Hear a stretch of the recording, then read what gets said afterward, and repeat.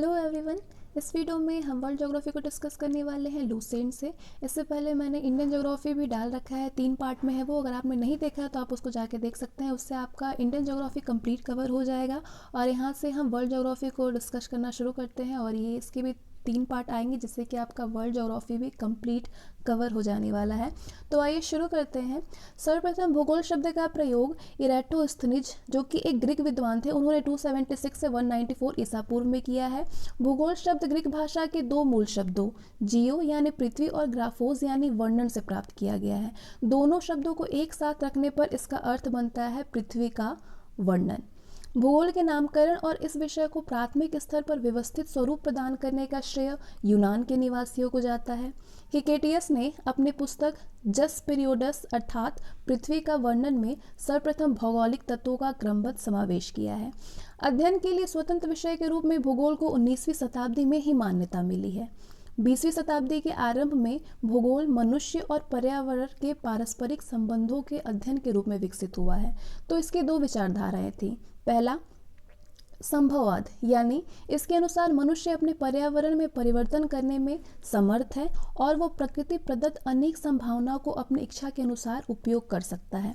इस विचारधारा के समर्थक हैं भूगोलवेत्ता वाइडल डी लाब्लाश और फैब्रे। दूसरी विचारधारा है निश्चयवाद। इसके अनुसार मनुष्य के सारे काम पर्यावरण द्वारा निर्धारित होते हैं, इसलिए मनुष्य को स्वेच्छापूर्वक कुछ करने की स्वतंत्रता कम है। इस विचारधारा के प्रमुख समर्थक हैं भूगोलवेत्ता रीटर रैडजेल, जो कि नवीन निश्चयवाद के संस्थापक हैं, एलन सैम्पुल और हटिंगटन। तो एक चार्ट है जिसमें कि आपको पता चलेगा कि किसके जनक कौन है। भूगोल के जनक हैं हिकेटियस, वर्तमान भूगोल के जनक है अलेक्जेंडर वॉन हम्बोल्ट। ये फैक्ट वाले क्वेश्चन बनते हैं वनडे एग्जाम में, तो ये आप ध्यान से देखिएगा इसको। व्यवस्थित भूगोल के जनक हैं इरेटोस्थनीज। भौतिक भूगोल के जनक हैं पोलिडोनियम। सांस्कृतिक भूगोल के जनक हैं कार्ल ओ सावर। गणितीय भूगोल के संस्थापक कौन है? थेल्स व अनेक्सिमिंडर। विश्व ग्लोब के निर्माता है मार्टिन बैहम। विश्व मानचित्र के निर्माण करता है अनेक्जिमिंडर। भौगोलिक विश्व का रचनाकार है स्ट्रैबो। तो इसके बाद हम भूगोल की कुछ परिभाषाएं देखेंगे, जो कि अलग अलग वैज्ञानिकों का अलग अलग मत है, अलग अलग परिभाषा है। भूगोल एक ऐसा स्वतंत्र विषय है जिसका उद्देश्य लोगों को विश्व, आकाशीय पिंडों, स्थल, महासागरों, जीव जंतुओं, वनस्पति, फलों और भूधरातल के क्षेत्रों में देखी जाने वाली प्रत्येक अन्य वस्तु का ज्ञान प्राप्त करना है। ये किसका मत है? ये परिभाषा है स्ट्रैबो का। दूसरा, भूगोल पृथ्वी की झलक को स्वर्ग में देखने वाला आभामय विज्ञान है। ये कलैडियस और टॉलमे की परिभाषा है। भूगोल वो विज्ञान है जिसमें पृथ्वी को स्वतंत्र ग्रह के रूप में मान्यता देते हुए उसके समस्त लक्षणों, घटनाओं और उसके अंतः संबंध का अध्ययन किया जाता है। ये परिभाषा दिया है कार्ल रिटर ने। भूगोल में पृथ्वी के उस भाग का अध्ययन किया जाता है जो कि मानव के रहने का स्थान है। ये परिभाषा है आर्थर होम्स का। तो ये हमारे कुछ कॉन्सेप्ट थे भूगोल की उत्पत्ति कैसे हुई है। इसकी अलग अलग वैज्ञानिकों ने अलग अलग परिभाषा दिया है। अब यहाँ से हम चैप्टर को डिस्कस करना शुरू करते हैं। तो फर्स्ट चैप्टर हम जानेंगे ब्रह्मांड के बारे में। अब आप पूरे ब्रह्मांड के बारे में अच्छे से जानेंगे, इसकी उत्पत्ति कैसे हुई है। अस्तित्वमान द्रव्य और ऊर्जा के सम्मिलित रूप को ब्रह्मांड कहते हैं। दूसरे शब्दों में सूक्ष्मतम अणुओं से लेकर के महाकाय आकाश गंगाओं यानी गैलेक्सिक्स तक के सम्मिलित स्वरूप को ब्रह्मांड कहते हैं। तो ब्रह्मांड की उत्पत्ति से संबंधित कई सारे सिद्धांत हैं। अनेक अलग अलग वैज्ञानिकों ने अलग अलग खगोल शास्त्री ने अलग अलग सिद्धांत दिया है। तो सबसे पहले महाविस्फोट सिद्धांत यानी बिग बैंग थ्योरी, ये दिया है एफ जॉर्ज लैमेंटियर ने। दूसरा सिद्धांत है साम्य अवस्था या सतत सृष्टि सिद्धांत, या जिसको स्थिर अवस्था संकल्पना कहते हैं, यानी स्टेडी स्टेट थ्योरी। ये सिद्धांत दिया है थॉमस गोल्ड और हरमन बॉडी ने। दोलन सिद्धांत यानी पुल्सेटिंग यूनिवर्स थ्योरी दिया है डॉक्टर एलन संडेजा ने। और स्फीति सिद्धांत यानी इन्फ्लेशनरी थ्योरी दिया है अलेन गुथ ने। तो ब्रह्मांड की उत्पत्ति के संबंध में महाविस्फोट सिद्धांत यानी बिग बैंग थ्योरी सर्वाधिक मान्य सिद्धांत है। इसका प्रतिपादन बेल्जियम के खगोलज्ञ और पादरी एफ जॉर्ज लैमेंटियर ने किया था। बाद में रॉबर्ट बेगोनेर ने इस सिद्धांत की व्याख्या की है। रॉबर्ट बेगोनेर ने। तो बिग बैंग थ्योरी है क्या, यानी महाविस्फोट सिद्धांत क्या है? इसके अनुसार आरंभ में वे सभी पदार्थ जिनसे ब्रह्मांड बना है अति छोटे गोलक यानी एकाकी परमाणु के रूप में एक ही स्थान पर स्थित था, जिनका आयतन अत्यधिक सूक्ष्म और तापमान तथा घनत्व अनंत था। अत्यधिक संकेंद्रण के कारण बिंदु का आकस्मिक विस्फोट हुआ, जिसे कि महाविस्फोट, ब्रह्मांडीय विस्फोट यानी बिग बैंग कहा गया। इस अचानक विस्फोट से पदार्थों का बिखराव हुआ, जिससे सामान्य पदार्थ निर्मित हुए। इसके अलगाव के कारण काले पत्थर बने, जिनके सम्मोहन से अनेक ब्रह्मांडीय पिंडों का सृजन हुआ। वैज्ञानिकों का विश्वास है कि महाविस्फोट यानी बिग बैंग की घटना आज से 13.7 अरब वर्ष पहले हुई थी। महाविस्फोट के लगभग 10.5 अरब वर्ष पहले यानी आज से 4.5 अरब वर्ष पूर्व सौर मंडल का विकास हुआ है, जिसमें ग्रहों तथा उपग्रहों का निर्माण हुआ है। तो इस प्रकार बिग बैंग परिघटना से ब्रह्मांड की उत्पत्ति हुई और तभी से उसमें निरंतर विस्तार जारी है। इसके साक्ष्य के रूप में आकाशगंगाओं के बीच बढ़ती दूरी का साक्ष्य दिया गया है। नासा ने 2001 में एमएपी यानी माइक्रोवेव एनिस्ट्रॉफी प्रोब नामक अनुसंधान में इसकी पुष्टि की है। ठीक है, मैप का फुल फॉर्म क्या है? Microwave anisotropy probe. ब्रह्मांड के निरंतर विस्तारण के साक्ष्य जुटाने में एडविन हब्बल का योगदान उल्लेखनीय है। ब्रह्मांड के निरंतर विस्तारण के साक्ष्य के रूप में अंतरिक्ष में सूक्ष्म तरंगों की उपस्थिति का पता चलना, अंतरिक्ष में रेडशिफ्ट परिघटना का अवलोकन और आधुनिक अध्ययनों में सुपरनोवा का अंतरिक्ष में विस्फोट होना भी ब्रह्मांड के विस्तार के साक्ष्य के रूप में माना जा रहा है। तो एक नोट है, नासा द्वारा 30 जून 2001 को डेविड विल्किंसन के नेतृत्व में बिग बैंग की पुष्टि हेतु मैप परियोजना यानी माइक्रोवेव एनिसोट्रॉफी प्रोब का शुभारंभ किया गया। मैप एक खोजी उपग्रह है। इससे प्राप्त चित्रों से बिग बैंग की पुष्टि होती है।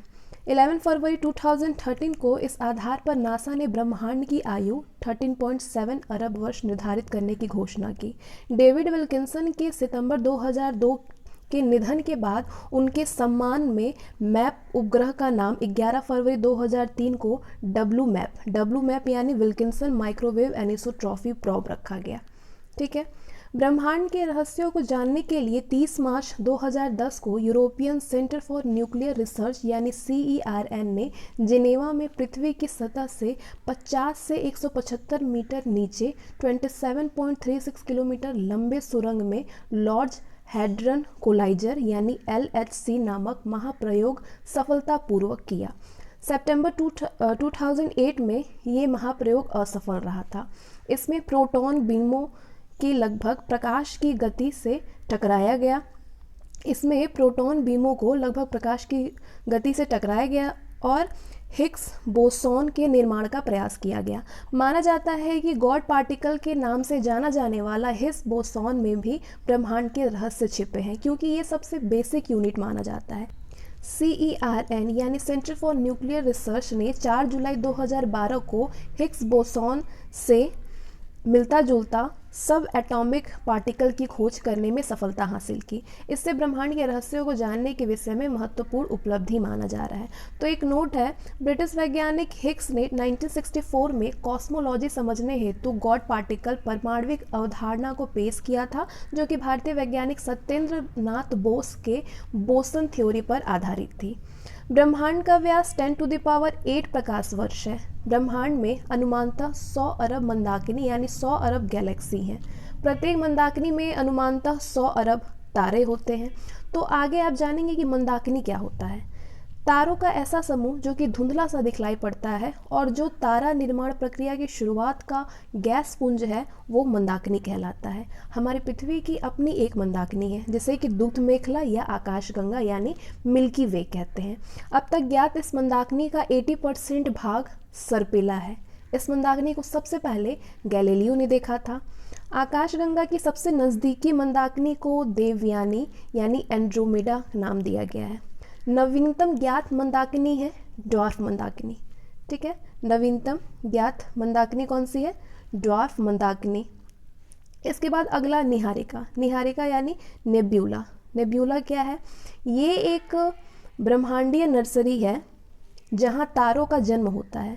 नीहारिका में धूल और गैसों का बादल होता है। सभी तारों का जन्म नीहारिका में होता है, सिर्फ कुछ दुर्लभ अवसरों को छोड़कर, जिसमें कि न्यूट्रॉन तारे और एक श्याम वीवर बनाते हैं। वैसे भी न्यूट्रॉन तारे और श्याम वीवर मृत तारे माने जाते हैं। यहाँ पाए जाने वाले गैसों में हाइड्रोजन गैस, हीलियम गैस और अन्य आयनीकृत प्लाज्मा गैसें होती हैं। नीहारिका दो अलग अलग किरणों से बनती है, ब्रह्मांड की उत्पत्ति और दूसरा किसी विस्फोटक तारे से बने सुपरनोवा से।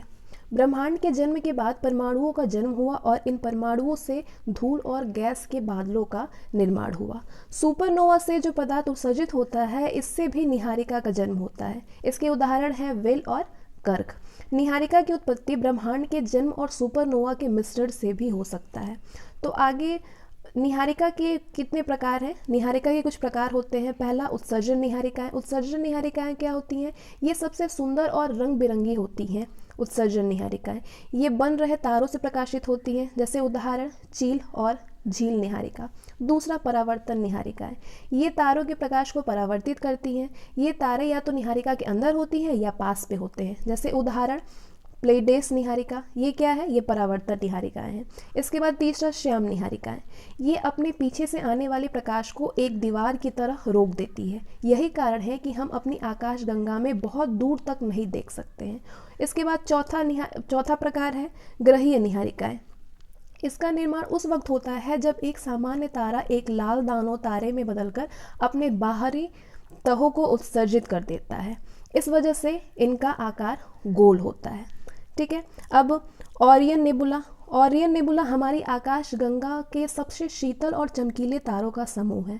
तारों के बारे में विस्तृत जानकारी के लिए भौतिक का अध्याय ब्रह्मांड देखें। फिजिक्स में जो ब्रह्मांड चैप्टर है उसको आप अगर पढ़ें तो वहाँ पे आपको डीपली पता चलेगा कि ब्रह्मांड के बारे में, उसमें आप डीपली अध्ययन करेंगे।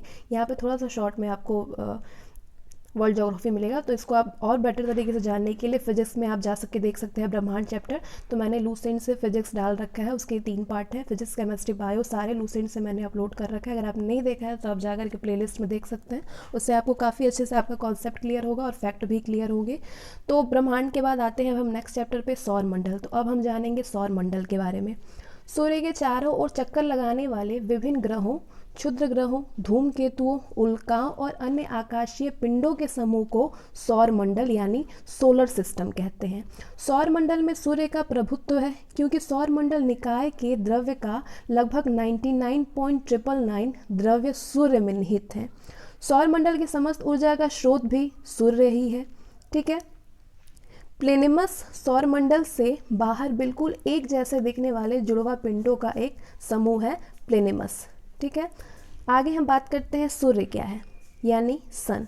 सूर्य सौर मंडल का प्रधान है। ये हमारी मंदाकिनी दुग्ध मेखला के केंद्र से लगभग 30,000 प्रकाश वर्ष की दूरी पर एक कोने में स्थित है। ये दुग्ध मेखला मंदाकिनी के केंद्र के चारों ओर 250 किलोमीटर पर सेकंड से की गति से परिक्रमा कर रहा है। इसका परिक्रमण काल दुग्ध मेखला के केंद्र के चारों ओर एक बार घूमने में लगा समय 25 करोड़ यानी 250 मिलियन वर्ष है, जिसे ब्रह्मांड वर्ष यानी कॉस्मोस ईयर कहते हैं। सूर्य अपने अक्ष पर पूर्व से पश्चिम की ओर घूमता है। ठीक है। सूर्य जो है वो अपने अक्ष से पूर्व से पश्चिम की ओर घूमता है। इसका मध्य भाग 25 दिनों में और ध्रुवीय भाग 35 दिनों में एक घूर्णन करता है। सूर्य एक गैसीय गोला है, जिसमें कि हाइड्रोजन 71%, हीलियम 26.5% और अन्य तत्व 2.5% होता है। सूर्य का केंद्रीय भाग क्रोड यानी कोर कहलाता है, जिसका ताप 1.5 × 10⁻7 डिग्री सेल्सियस होता है और सूर्य के बाहरी सतह का तापमान 6000 डिग्री सेल्सियस होता है। हैंस बेथ ने बताया कि 10⁻7 डिग्री सेल्सियस ताप पर सूर्य के केंद्र पर 4 हाइड्रोजन नाभिक मिलकर के एक हीलियम नाभिक का निर्माण करते हैं। अर्थात सूर्य के केंद्र पर नाभिकीय संलयन होता है, जो कि सूर्य की ऊर्जा का स्रोत है। सूर्य की दीप्तिमान सतह को प्रकाश मंडल यानी फोटोस्फीयर कहते हैं। प्रकाश मंडल के किनारे प्रकाशमान नहीं होता है, क्योंकि सूर्य का वायुमंडल प्रकाश का अवशोषण कर लेता है, जिसे कि इसे वर्णमंडल कहते हैं। वर्णमंडल यानी क्रोमोस्फेयर। ये लाल रंग का होता है। सूर्य ग्रहण के समय सूर्य के दिखाई देने वाला भाग सूर्य किरीट यानी कोरोना कहते हैं। सूर्य ग्रहण के समय जो सूर्य का दिखाई देने वाला भाग होता है उसे सूर्य किरीट यानी कोरोना कहते हैं। ये सूर्य का बाह्यतम परत होता है। सूर्य किरण एक्सरे उत्सर्जित करता है, इसे सूर्य का मुकुट कहा जाता है। पूर्ण सूर्य ग्रहण के समय सूर्य किरण से प्रकाश की प्राप्ति होती है। सूर्य की उम्र 5 बिलियन वर्ष है। सूर्य की उम्र जो है वो 5 बिलियन वर्ष होता है। भविष्य में सूर्य द्वारा ऊर्जा देते रहने का समय 10⁻11 वर्ष है। सूर्य के प्रकाश को पृथ्वी तक पहुंचने में 8 मिनट 16.6 सेकंड का समय लगता है। सौर ज्वाला को उत्तरी ध्रुव पर ऑरोरा बोरियालिस और दक्षिणी ध्रुव पर ऑरोरा ऑस्ट्रेलिस कहते हैं। तो ब्रह्मांड के बारे में हमारा बदलता दृष्टिकोण क्या है? प्रारंभ में पृथ्वी को संपूर्ण ब्रह्मांड का केंद्र माना जाता था, जिसकी परिक्रमा सभी आकाशीय पिंड यानी कैलेस्ट्रियल बॉडीज विभिन्न कक्षाओं यानी ऑर्बिट में करते थे। इसे भूकेंद्रीय सिद्धांत यानी जियोसेंट्रिक थ्योरी कहा जाता है। इसका प्रतिपादन मिस्र यूनानी खगोलशास्त्री क्लाडियस टॉल्मी ने 140 में किया था। इसके बाद पोलैंड के खगोलशास्त्री निकोलस कॉपरनिकस ने यह दर्शाया कि सूर्य ब्रह्मांड के केंद्र पर है और ग्रह इसकी परिक्रमा करते हैं, अतः सूर्य विश्व या ब्रह्मांड का केंद्र बन गया है। इसे सूर्य केंद्र सिद्धांत यानी हेलियोसेंट्रिक थ्योरी कहा गया है। 16वीं शताब्दी में टाइकोब्रे के सहायक जोहानिस कैप्लर ने ग्रहीय कक्षाओं के नियमों की खोज की, लेकिन इसमें भी सूर्य को ब्रह्मांड का केंद्र ही माना गया। तो 20वीं शताब्दी के आरंभ में जाकर के हमारी मंदाकिनी दुग्ध मेखला की तस्वीर स्पष्ट हुई। सूर्य को इस मंदाकिनी के एक सिरे पर अवस्थित पाया गया। इस प्रकार सूर्य को ब्रह्मांड के केंद्र पर होने का गौरव जो है वो समाप्त हो गया। एक नोट है, केपलर ने सिद्ध किया है कि सूर्य के चारों ओर प्रत्येक नक्षत्र का मार्ग दीर्घवृत्ताकार है।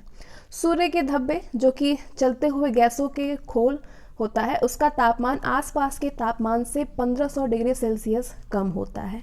सूर्य के धब्बों का एक पूरा चक्कर 22 वर्षों का होता है। पहले 11 वर्षों तक ये धब्बा बढ़ता है और 11 वर्षों तक ये धब्बा घटता है।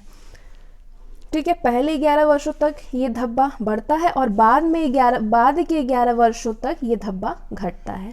जब सूर्य की सतह पर धब्बा दिखलाई पड़ता है, उस समय पृथ्वी पर चुंबकीय झंझावात यानी मैग्नेटिक स्टॉर्म्स उत्पन्न होते हैं।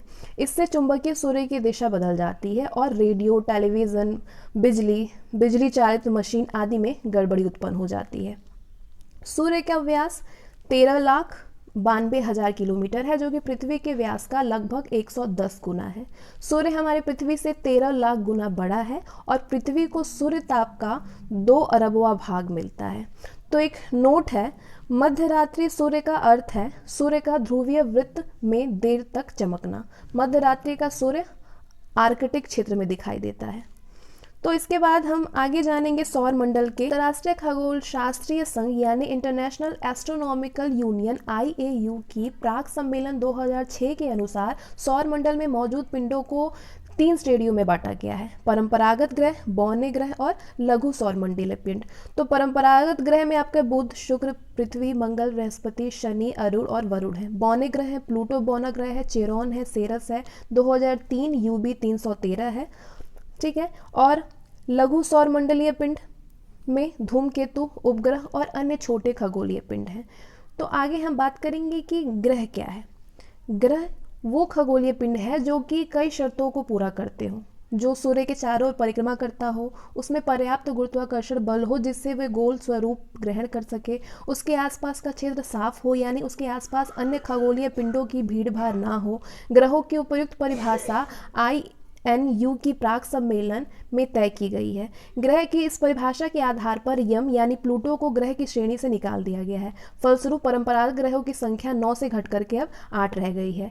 यम को बौने ग्रह में की श्रेणी में रखा गया है। तो ग्रहों को 2 भागों में विभाजित किया गया है। कौन कौन से भाग है? पार्थिव या आंतरिक ग्रह और दूसरा बृहस्पति या बाह्य ग्रह। तो पार्थिव या आंतरिक ग्रह यानी टेरेस्ट्रियल और इनर प्लैनेट, इसमें आपके बुध, शुक्र, पृथ्वी, मंगल को पार्थिव ग्रह कहा जाता है क्योंकि ये पृथ्वी के सदृश होते हैं। ये सूर्य और क्षुद्र ग्रहों की पट्टी के बीच स्थित है, इसलिए इसे आंतरिक या भीतरी ग्रह भी कहते हैं। और दूसरा बृहस्पति या बाह्य ग्रह यानी जॉवियन और आउटर प्लैनेट, इसमें आपके बृहस्पति, शनि, अरुण व वरुण को बृहस्पति ग्रह कहा जाता है। मंगल, बुध, बृहस्पति, शुक्र, शनि, इन 5 ग्रहों को नंगी आंखों से देखा जा सकता है। तो कौन कौन से ग्रह को नंगी आंखों से देखा जा सकता है? मंगल को, बुध को, बृहस्पति को, शुक्र को और शनि को। तो आगे हम देखते हैं कि आकार के अनुसार ग्रहों का क्रम क्या है। तो ये घटते क्रम में रहेगा। तो आकार के अनुसार बृहस्पति सबसे बड़ा है, उससे छोटा शनि है, फिर अरुण है, वरुण है, पृथ्वी है, शुक्र, मंगल और उसके बाद सबसे छोटा बुध है। अर्थात सबसे बड़ा ग्रह बृहस्पति है और सबसे छोटा ग्रह बुध है। अब घनत्व के अनुसार ग्रहों का क्रम देखिए, बढ़ते क्रम में शनि, अरुण, बृहस्पति, नेपच्यून, मंगल और शुक्र। तो घनत्व के अनुसार सबसे बड़ा है शुक्र। सूर्य से दूरी के अनुसार ग्रहों का क्रम देख लीजिए। तो ये बुध, फिर शुक्र, पृथ्वी, मंगल, बृहस्पति, शनि, अरुण यानी यूरेनस और वरुण यानी नेपच्यून। यानी सूर्य के सबसे निकट का ग्रह है बुध और सूर्य से सबसे दूर जो स्थित ग्रह है वो है वरुण यानी नेपच्यून। अब द्रव्यमान के अनुसार ग्रहों का क्रम क्या है। बढ़ते क्रम में आप देखेंगे बुध, मंगल, शुक्र, पृथ्वी, अरुण, वरुण, शनि और बृहस्पति। यानी न्यूनतम द्रव्यमान वाला ग्रह है बुध और अधिकतम द्रव्यमान वाला ग्रह है बृहस्पति। अब परिक्रमण काल के अनुसार ग्रहों का क्रम देख लीजिए। बढ़ते क्रम में बुध, शुक्र, पृथ्वी, मंगल, बृहस्पति, शनि, अरुण और वरुण। तो परिक्रमण काल के अनुसार ग्रहों का सबसे बड़ा है बुध और सबसे छोटा वरुण। अब परिभ्रमण काल के अनुसार ग्रहों का क्रम है। बढ़ते क्रम में बृहस्पति, शनि, वरुण, अरुण, पृथ्वी, मंगल, बुध और फिर शुक्र है। अपने अक्ष पर झुकाव के आधार पर ग्रहों का क्रम बढ़ते क्रम में है ये शुक्र, उसके बाद है बृहस्पति, बुध, पृथ्वी, मंगल, शनि, वरुण, फिर अरुण। सबसे ज़्यादा झुकाव है अरुण। शुक्र और अरुण को छोड़ करके अन्य सभी ग्रहों का घूर्णन और परिक्रमण की दिशा एक ही है। शुक्र और अरुण के घूर्णन की दिशा पूर्व से पश्चिम यानी क्लॉकवाइज है, जबकि अन्य ग्रहों का घूर्णन की दिशा पश्चिम से पूर्व यानी एंटी क्लॉकवाइज है। तो आगे अब हम सारे ग्रहों को एक एक करके डिस्कस करने वाले हैं। सबसे पहले बात करते हैं बुध यानी मरकरी। ये सूर्य का सबसे नज़दीकी ग्रह है जो कि सूर्य के निकलने के 2 घंटे पहले दिखाई पड़ता है।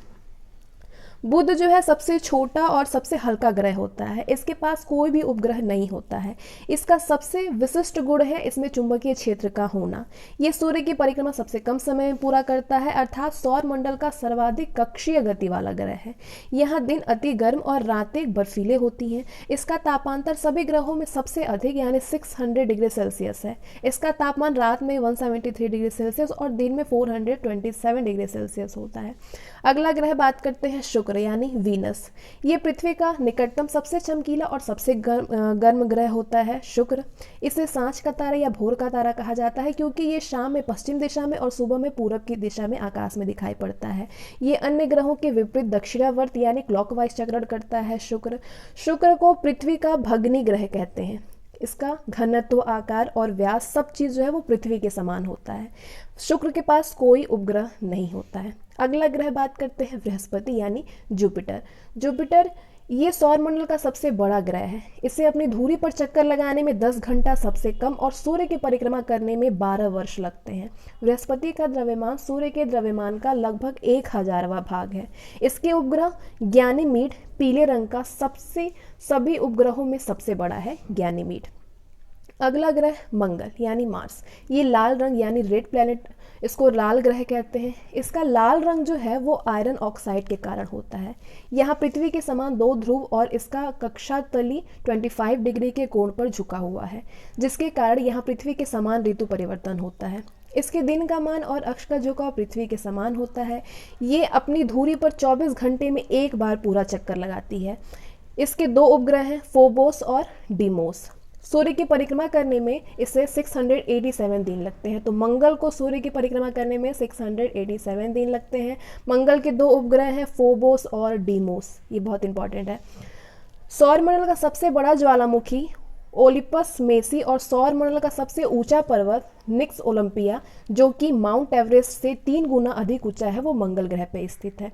एक नोट है, मार्स ओडेसी नामक कृत्रिम उपग्रह से मंगल पर बर्फ छत्रकों और हिमशीतित जल की उपस्थिति की सूचना मिली है। इसलिए पृथ्वी के अलावा ये एकमात्र ग्रह है जिस पर कि जीवन की संभावना व्यक्त की जाती है। 6 अगस्त 2012 को नासा का मार्स क्यूरियोसिटी रोवर नामक अंतरिक्षयान मंगल ग्रह पर गेल क्रेटर नामक स्थान पर पहुंचा है। ये मंगल पर जीवन की संभावना और उसके वातावरण का अध्ययन कर रहा है। भारतीय अंतरिक्ष अनुसंधान संस्थान यानी इसरो ने अपनी मंगलयान यानी मार्स ऑर्बिट मिशन मॉम 5 नवंबर 2013 को श्रीहरिकोटा आंध्र प्रदेश से ध्रुवीय अंतरिक्ष प्रक्षेपण यान PSLV C-25 से प्रक्षेपित किया है। ये भारत का पहला अंतराग्रही अभियान है। इसरो सोवियत अंतरिक्ष कार्यक्रम, नासा और यूरोपियन अंतरिक्ष एजेंसी के बाद चौथी अंतरिक्ष एजेंसी है जिसने मंगल ग्रह के लिए अपना अंतरिक्ष यान भेजा है। बात करते हैं अगले ग्रह शनि यानी सैटर्न के बारे में। शनि आकार में दूसरा सबसे बड़ा ग्रह है बृहस्पति के बाद। इसकी विशेषता है इसके तल के चारों ओर वलय का होना यानी मोटी प्रकाश वाली कुंडली। वलय की संख्या 7 है। ये आकाश में पीले रंग के समान दिखाई पड़ता है। इसका घनत्व तो सभी ग्रहों और जल से भी कम है यानी इसे जल में रखने पर तैरने लगेगा। ये शनि का सबसे बड़ा उपग्रह टाइटन है जो कि सौर मंडल का दूसरा सबसे बड़ा उपग्रह है। ये आकार में बुध के बराबर होता है। टाइटन की खोज 1665 में डेनमार्क के खगोल शास्त्री क्रिश्चियन हाइजोन ने किया है। ये एकमात्र ऐसा उपग्रह है जिसका पृथ्वी जैसा स्वयं का सघन वायुमंडल है। फोबे नामक शनि का उपग्रह इसकी कक्षा में घूमने की विपरीत दिशा में परिक्रमा करता है। अरुण यूरेनस, ये आकार में तीसरा सबसे बड़ा ग्रह है। इसका तापमान लगभग 215 डिग्री सेल्सियस है। इसकी खोज 1781 में विलियम हर्शेल द्वारा की गई है। अरुण के चारों ओर 9 वलयों में 5 वलयों का नाम अल्फा, बीटा, गामा, डेल्टा और इप्सिलॉन है। ये अपने अक्ष पर पूर्व से पश्चिम की ओर यानी दक्षिणावर्त घूमता है, जबकि अन्य ग्रह पश्चिम से पूर्व की ओर यानी वामावर्त घूमते हैं। यहाँ सूर्योदय यानी अरुण में सूर्योदय पश्चिम की ओर होता है और सूर्यास्त जो है वो पूरब की ओर होता है। ध्यान से सुनिएगा, अरुण में सूर्योदय पश्चिम से पूरब की ओर होता है और सूर्यास्त पूरब की ओर होता है। सूर्योदय पश्चिम की ओर होता है और सूर्यास्त पूरब की ओर होता है। इसके सभी उपग्रह भी पृथ्वी की विपरीत दिशा में परिभ्रमण करते हैं। ये अपनी धुरी पर सूर्य की ओर इतना झुका हुआ है कि लेटा हुआ सा दिखलाई पड़ता है, इसलिए अरुण को लेटा हुआ ग्रह कहा जाता है। इसका सबसे बड़ा उपग्रह है टाइटेनिया। अरुण के बाद बात करते हैं वरुण यानी नेपच्यून। नेपच्यून की खोज 1846 में जर्मन खगोलज्ञ जॉन गाले ने किया है। नई खगोलीय व्यवस्था में ये सूर्य से सबसे दूर स्थित है। ये हरे रंग का ग्रह है यानी ये हरे रंग के प्रकाश को उत्सर्जित करता है। इसके चारों ओर अति शीतल मीथेन का बादल छाया हुआ है। इसके उपग्रहों में ट्राइटन जो है वो प्रमुख है। वरुण के उपग्रह में पृथ्वी अर्थ। पृथ्वी आकार में 5वां सबसे बड़ा ग्रह है। पृथ्वी का अक्ष उसके कक्षा तल पर बने लंब से 23.5 डिग्री यानी 23 डिग्री 30 मिनट झुका हुआ है। दूसरे शब्दों में पृथ्वी का अक्ष पृथ्वी के कक्षा तल से 66.5 डिग्री यानी 60 डिग्री 30 मिनट का कोण बनाता है। तो ये आप देख सकते हैं, ये पृथ्वी के अक्ष का झुकाव और उसकी कक्षा तल है। तो यहाँ से ये पृथ्वी के कक्षा तल पर लंब पड़ा है जहाँ से ये 23.5 डिग्री का कोण बना रहा है। यहाँ से ये पृथ्वी का कक्षा तल है। पृथ्वी का अक्ष उत्तरी ध्रुव पर 66.5 डिग्री, विषुवत वृत्त, कर्क वृत्त, मकर वृत्त, ठीक है। यहाँ से ये दक्षिण ध्रुव है। ये सौर मंडल का एकमात्र ग्रह है जिस पर कि जीवन है। पृथ्वी ही सौर मंडल का एकमात्र ऐसा ग्रह है जहाँ पर कि जीवन है। इसका एकमात्र उपग्रह है चंद्रमा। इसका विषुवतीय व्यास 12,756 किलोमीटर और ध्रुवीय व्यास 12,713.6 किलोमीटर है। दोनों व्यासों का अंतर 43 किलोमीटर है। एक नोट है, पृथ्वी का औसत व्यास 12,742 किलोमीटर है। इसकी गणना सर्वप्रथम इराटोस्थनीज ने किया है। सूर्य से पृथ्वी की दूरी 149.6 मिलियन किलोमीटर है। ये अपने अक्ष पर पश्चिम से पूर्व 1610 किलोमीटर प्रति घंटा की चाल से 23 घंटे 56 मिनट और 4 सेकंड में एक पूरा चक्कर लगाती है। पृथ्वी की इस गति को घूर्णन या दैनिक गति कहते हैं। इस गति से दिन रात होते हैं। पृथ्वी को सूर्य की एक परिक्रमा पूरी करने में 365 दिन 5 घंटे 48 मिनट और 66 सेकंड लगते हैं, यानी लगभग 365 दिन 6 घंटे का समय लगता है। इस समय अवधि के दौरान परिक्रमा पूरी करने में पृथ्वी का माध्य वेग लगभग 30 किलोमीटर पर सेकंड यानी 29.8 किलोमीटर पर सेकंड होता है। सूर्य के चतुर्दिक पृथ्वी के इस परिक्रमा को पृथ्वी की वार्षिक गति अथवा परिक्रमण कहते हैं। पृथ्वी को सूर्य की एक परिक्रमा करने में लगे समय को सौर वर्ष कहा जाता है। प्रत्येक सौर वर्ष कैलेंडर वर्ष से लगभग 6 घंटा बढ़ जाता है, जिसे हर चौथे वर्ष में लीप वर्ष बना करके समायोजित किया जाता है। लीप वर्ष 366 दिन का होता है, जिसके कारण फरवरी माह में 28 के स्थान पर 29 दिन होते हैं। पृथ्वी पर ऋतु परिवर्तन इसकी अक्ष पर झुके होने के कारण व सूर्य के सापेक्ष इसकी स्थिति में परिवर्तन यानी वार्षिक गति के कारण होती है। वार्षिक गति के कारण ही पृथ्वी पर दिन रात छोटा बड़ा होता है।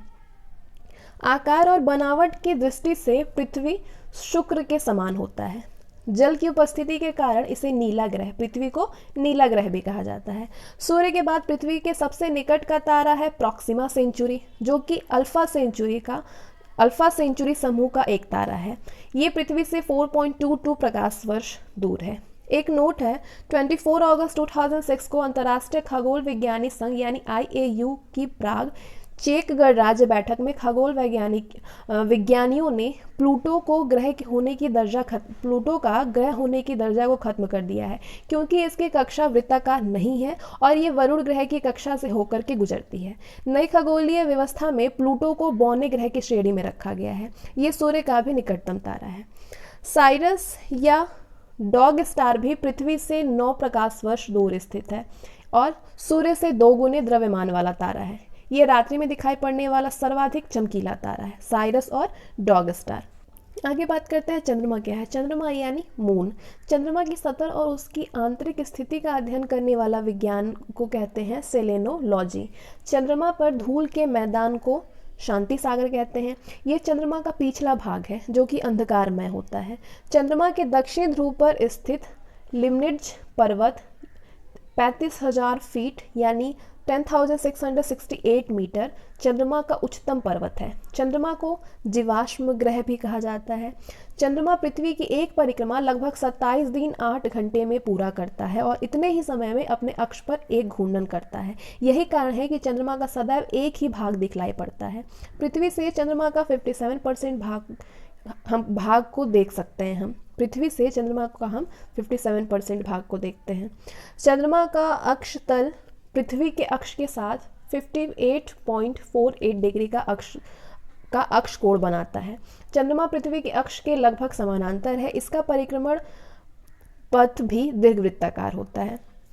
चंद्रमा का व्यास 3480 किलोमीटर और द्रव्यमान पृथ्वी के द्रव्यमान का लगभग 1/81 होता है।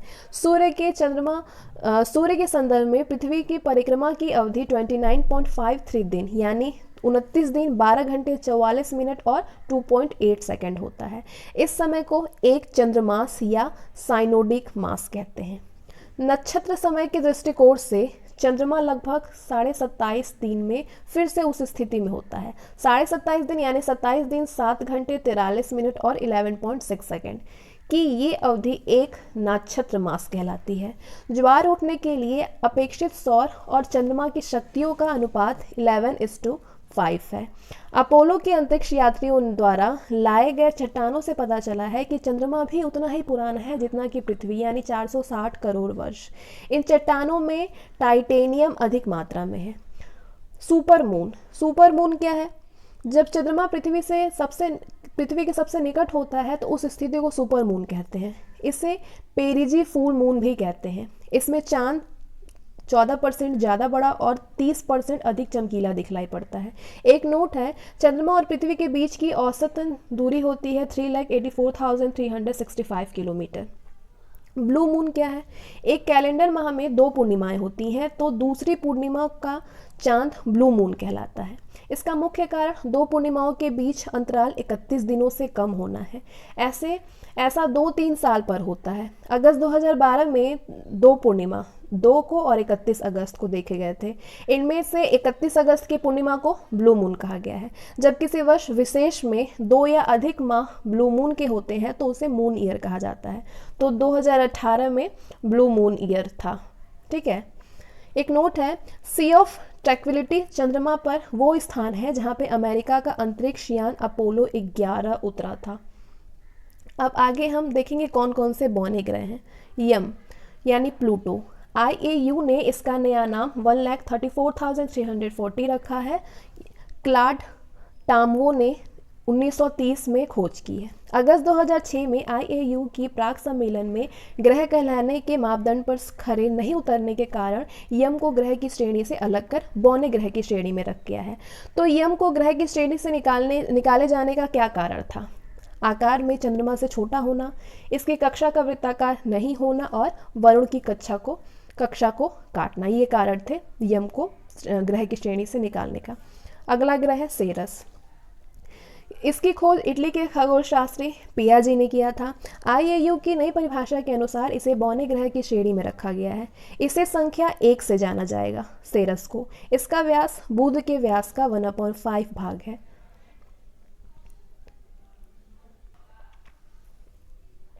एक नोट है, अन्य बौने ग्रह हैं चेरॉन और 2003 UB 313 इरिस।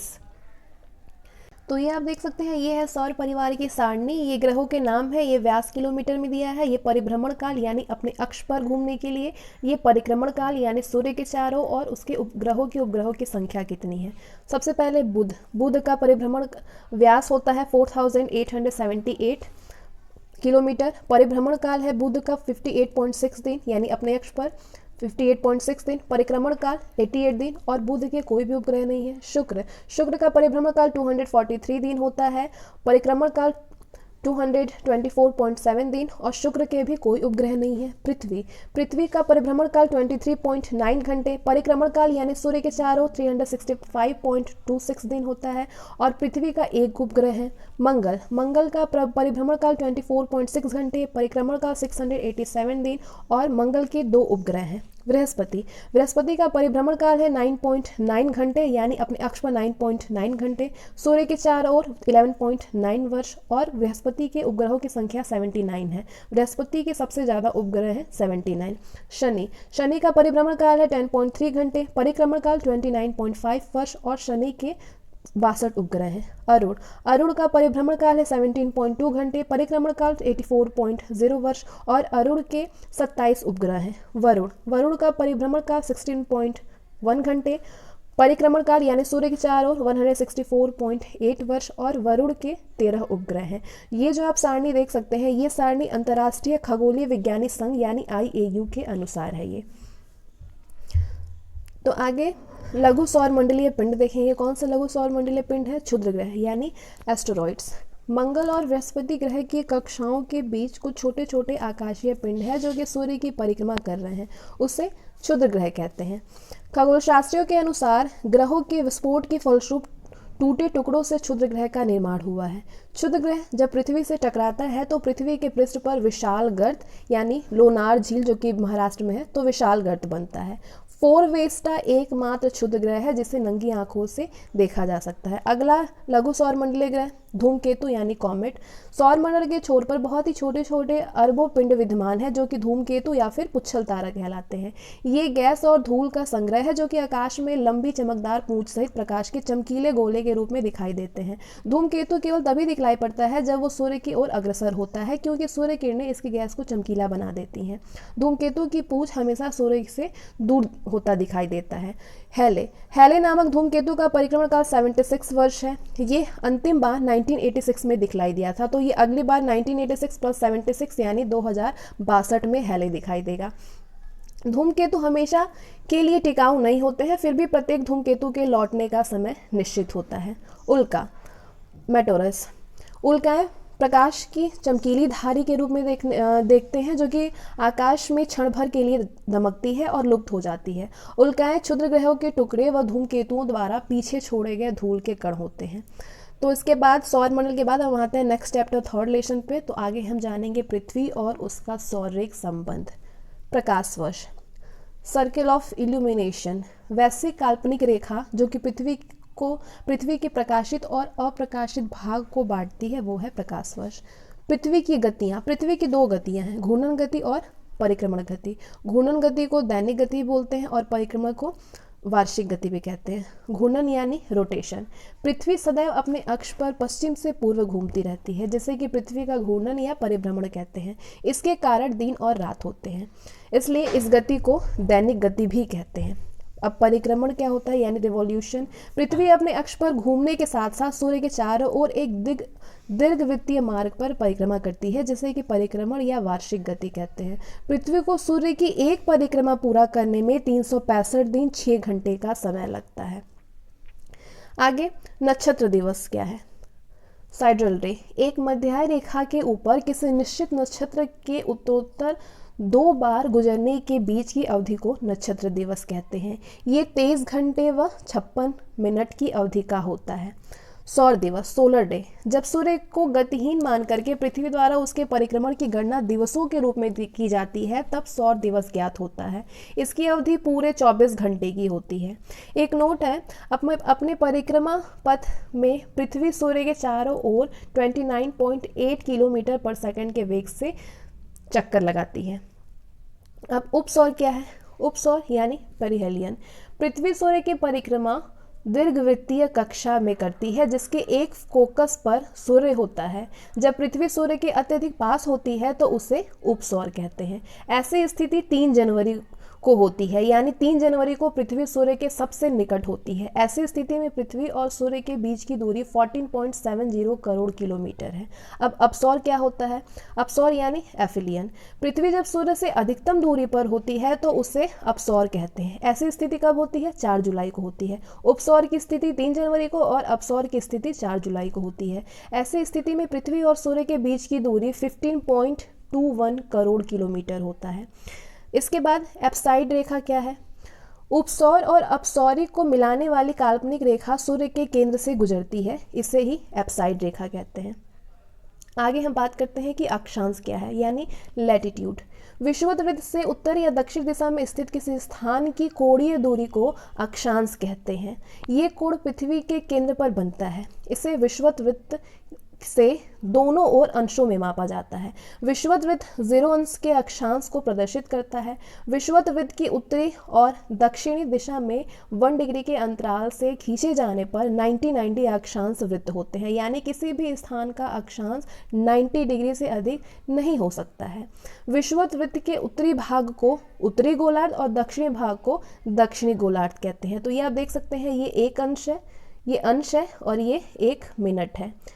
तो 1 अंश होता है 60 मिनट के बराबर और 1 मिनट होता है 60 सेकंड के बराबर। आगे बात करते हैं अक्षांश समांतर क्या है, यानी पैरेलल्स ऑफ लैटिट्यूड। काल्पनिक रेखाओं का एक ऐसा समूह जो कि पृथ्वी के चारों ओर पूर्व से पश्चिम दिशा में विषुवत रेखा के समानांतर खींचा जाता है, तो उसको बोलते हैं अक्षांश समानांतर। अथवा भूमध्य रेखा से एक समान कोणीय दूरी वाले स्थानों को मिलाने वाली रेखा को अक्षांश रेखाएं कहते हैं। भूमध्य रेखा 0 डिग्री की अक्षांश रेखा है, अतः इस पर स्थित सभी स्थानों का अक्षांश 0 डिग्री होगा। भूमध्य रेखा के उत्तर में स्थित अक्षांश रेखाओं को उत्तरी अक्षांश रेखाएं और इसके दक्षिण में स्थित अक्षांश रेखाओं को दक्षिण अक्षांश रेखाएं कहते हैं। 2 अक्षांश रेखाओं के मध्य की दूरी 111 किलोमीटर होती है। एक नोट है, यदि अक्षांश समानांतरों को 1 डिग्री के अंतराल पर खींचते हैं तो उत्तरी एवं दक्षिणी दोनों गोलार्धों में 89 अक्षांश समांतर होंगे। इस प्रकार विषुवत वृत्त को लेकर अक्षांश समांतरों की कुल संख्या 179 होगी।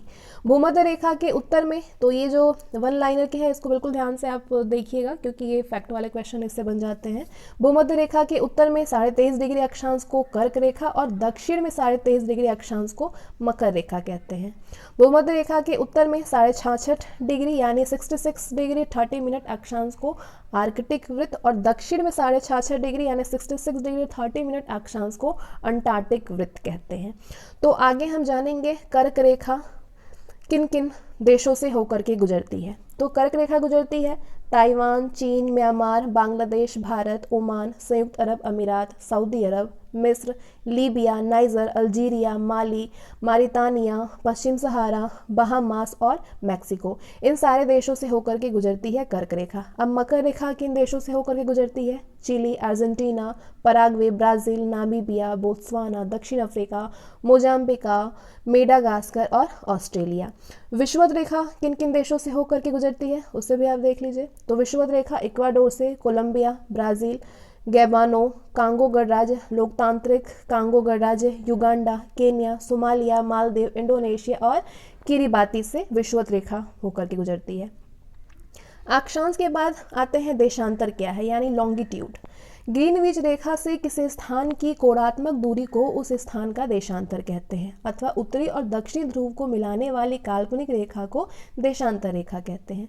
देशांतर रेखाओं की लंबाई बराबर होती है। ये रेखाएं समानांतर नहीं होती हैं। ये रेखाएं उत्तरी और दक्षिणी ध्रुव पर एक बिंदु पर मिल जाती है।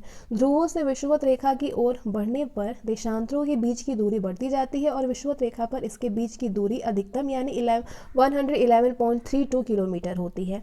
देशांतर रेखाओं को एक समान होने के कारण इसकी गणना में कठिनाई थी, इसलिए सभी देशों ने सर्वसम्मति से यह निश्चित किया कि ग्रीनविच वेधशाला से गुजरने वाली देशांतर रेखा से गणना शुरू की जानी चाहिए।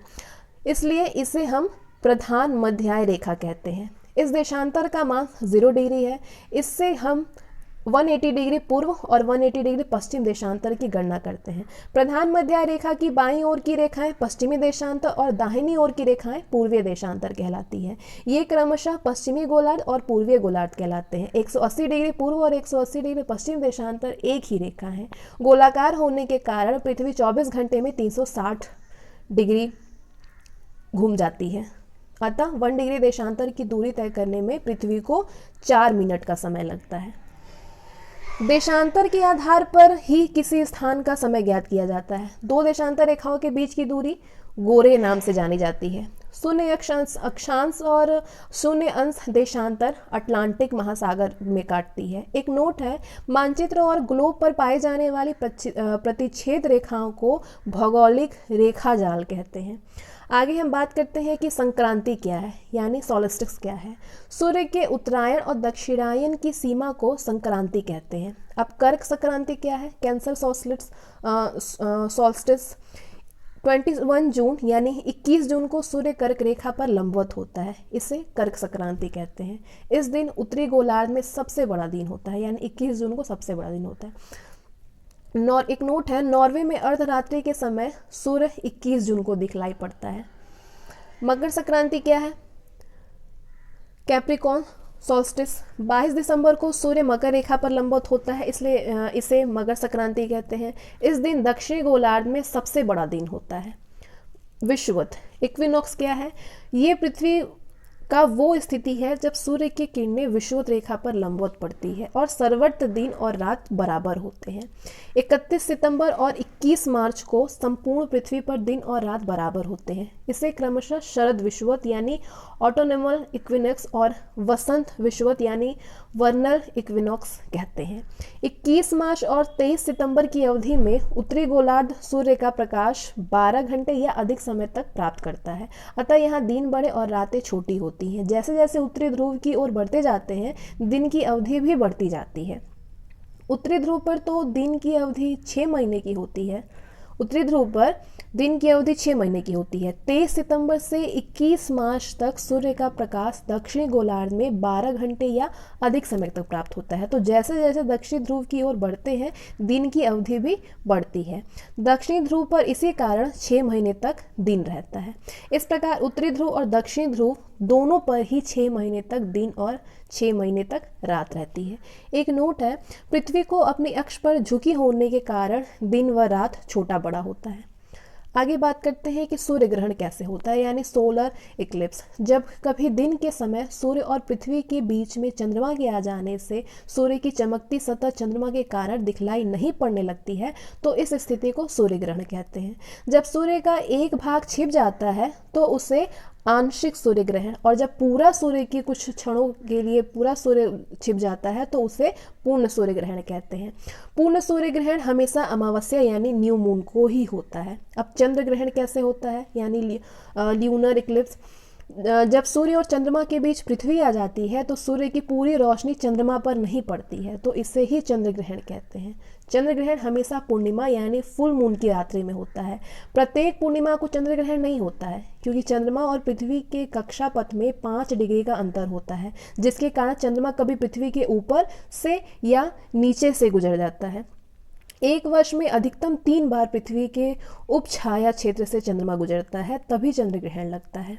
सूर्य ग्रहण के समान चंद्रमा भी आंशिक अथवा पूर्ण हो सकता है। समय का निर्धारण कैसे होता है, एक देशांतर का अंतर होने पर समय में 4 मिनट का अंतर होता है। चूँकि पृथ्वी पश्चिम से पूरब की ओर घूमती है, फलतः ग्रीनविच से पूरब की ओर बढ़ने पर प्रत्येक देशांतर पर समय 4 मिनट बढ़ता है और पश्चिम जाने पर प्रत्येक देशांतर पर समय 4 मिनट घट जाता है। एक नोट है, वॉशिंगटन डीसी में 22 अक्टूबर 1884 को हुई एक अंतर्राष्ट्रीय गोष्ठी में लंदन के पूर्व में ग्रीनविच नामक स्थान पर स्थित रॉयल वेधशाला से गुजरने वाली देशांतर रेखा को प्रधान मध्याय माना गया है और इसे ग्रीनविच मध्याय का नाम दिया गया है।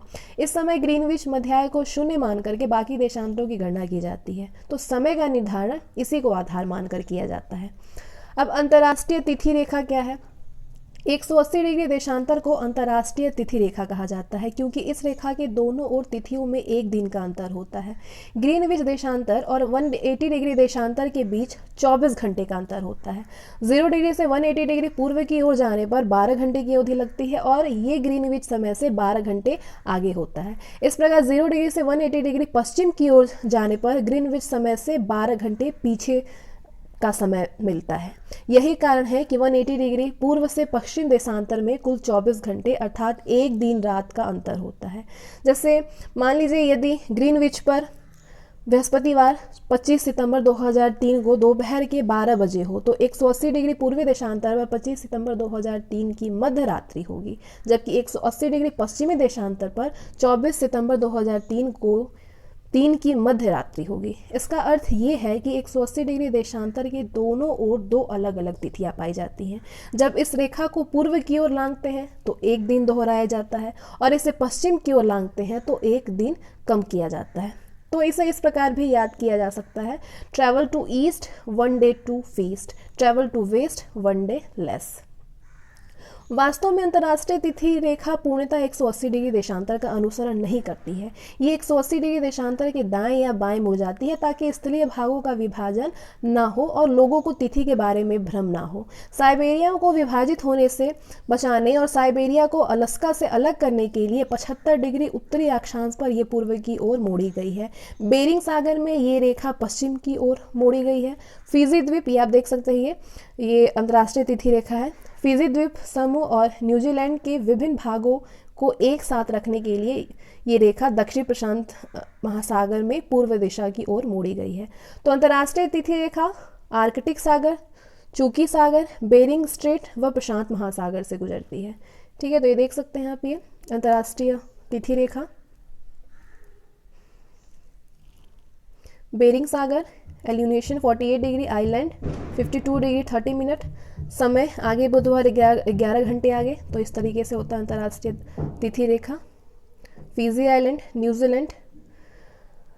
1884 में वॉशिंगटन में संपन्न इंटरनेशनल मेरिडियन कॉन्फ्रेंस में 180वें याम्योत्तर को अंतर्राष्ट्रीय तिथि रेखा निर्धारित किया गया है। 180वें याम्योत्तर को ऐसा इसलिए किया गया है ताकि विभिन्न देशों के मध्य यात्रियों को कुछ स्थानों पर एक दिन का अंतर होने के कारण परेशानी ना हो। एक नोट है, बेरिंग जल संधि अंतर्राष्ट्रीय तिथि रेखा के समानांतर स्थित है।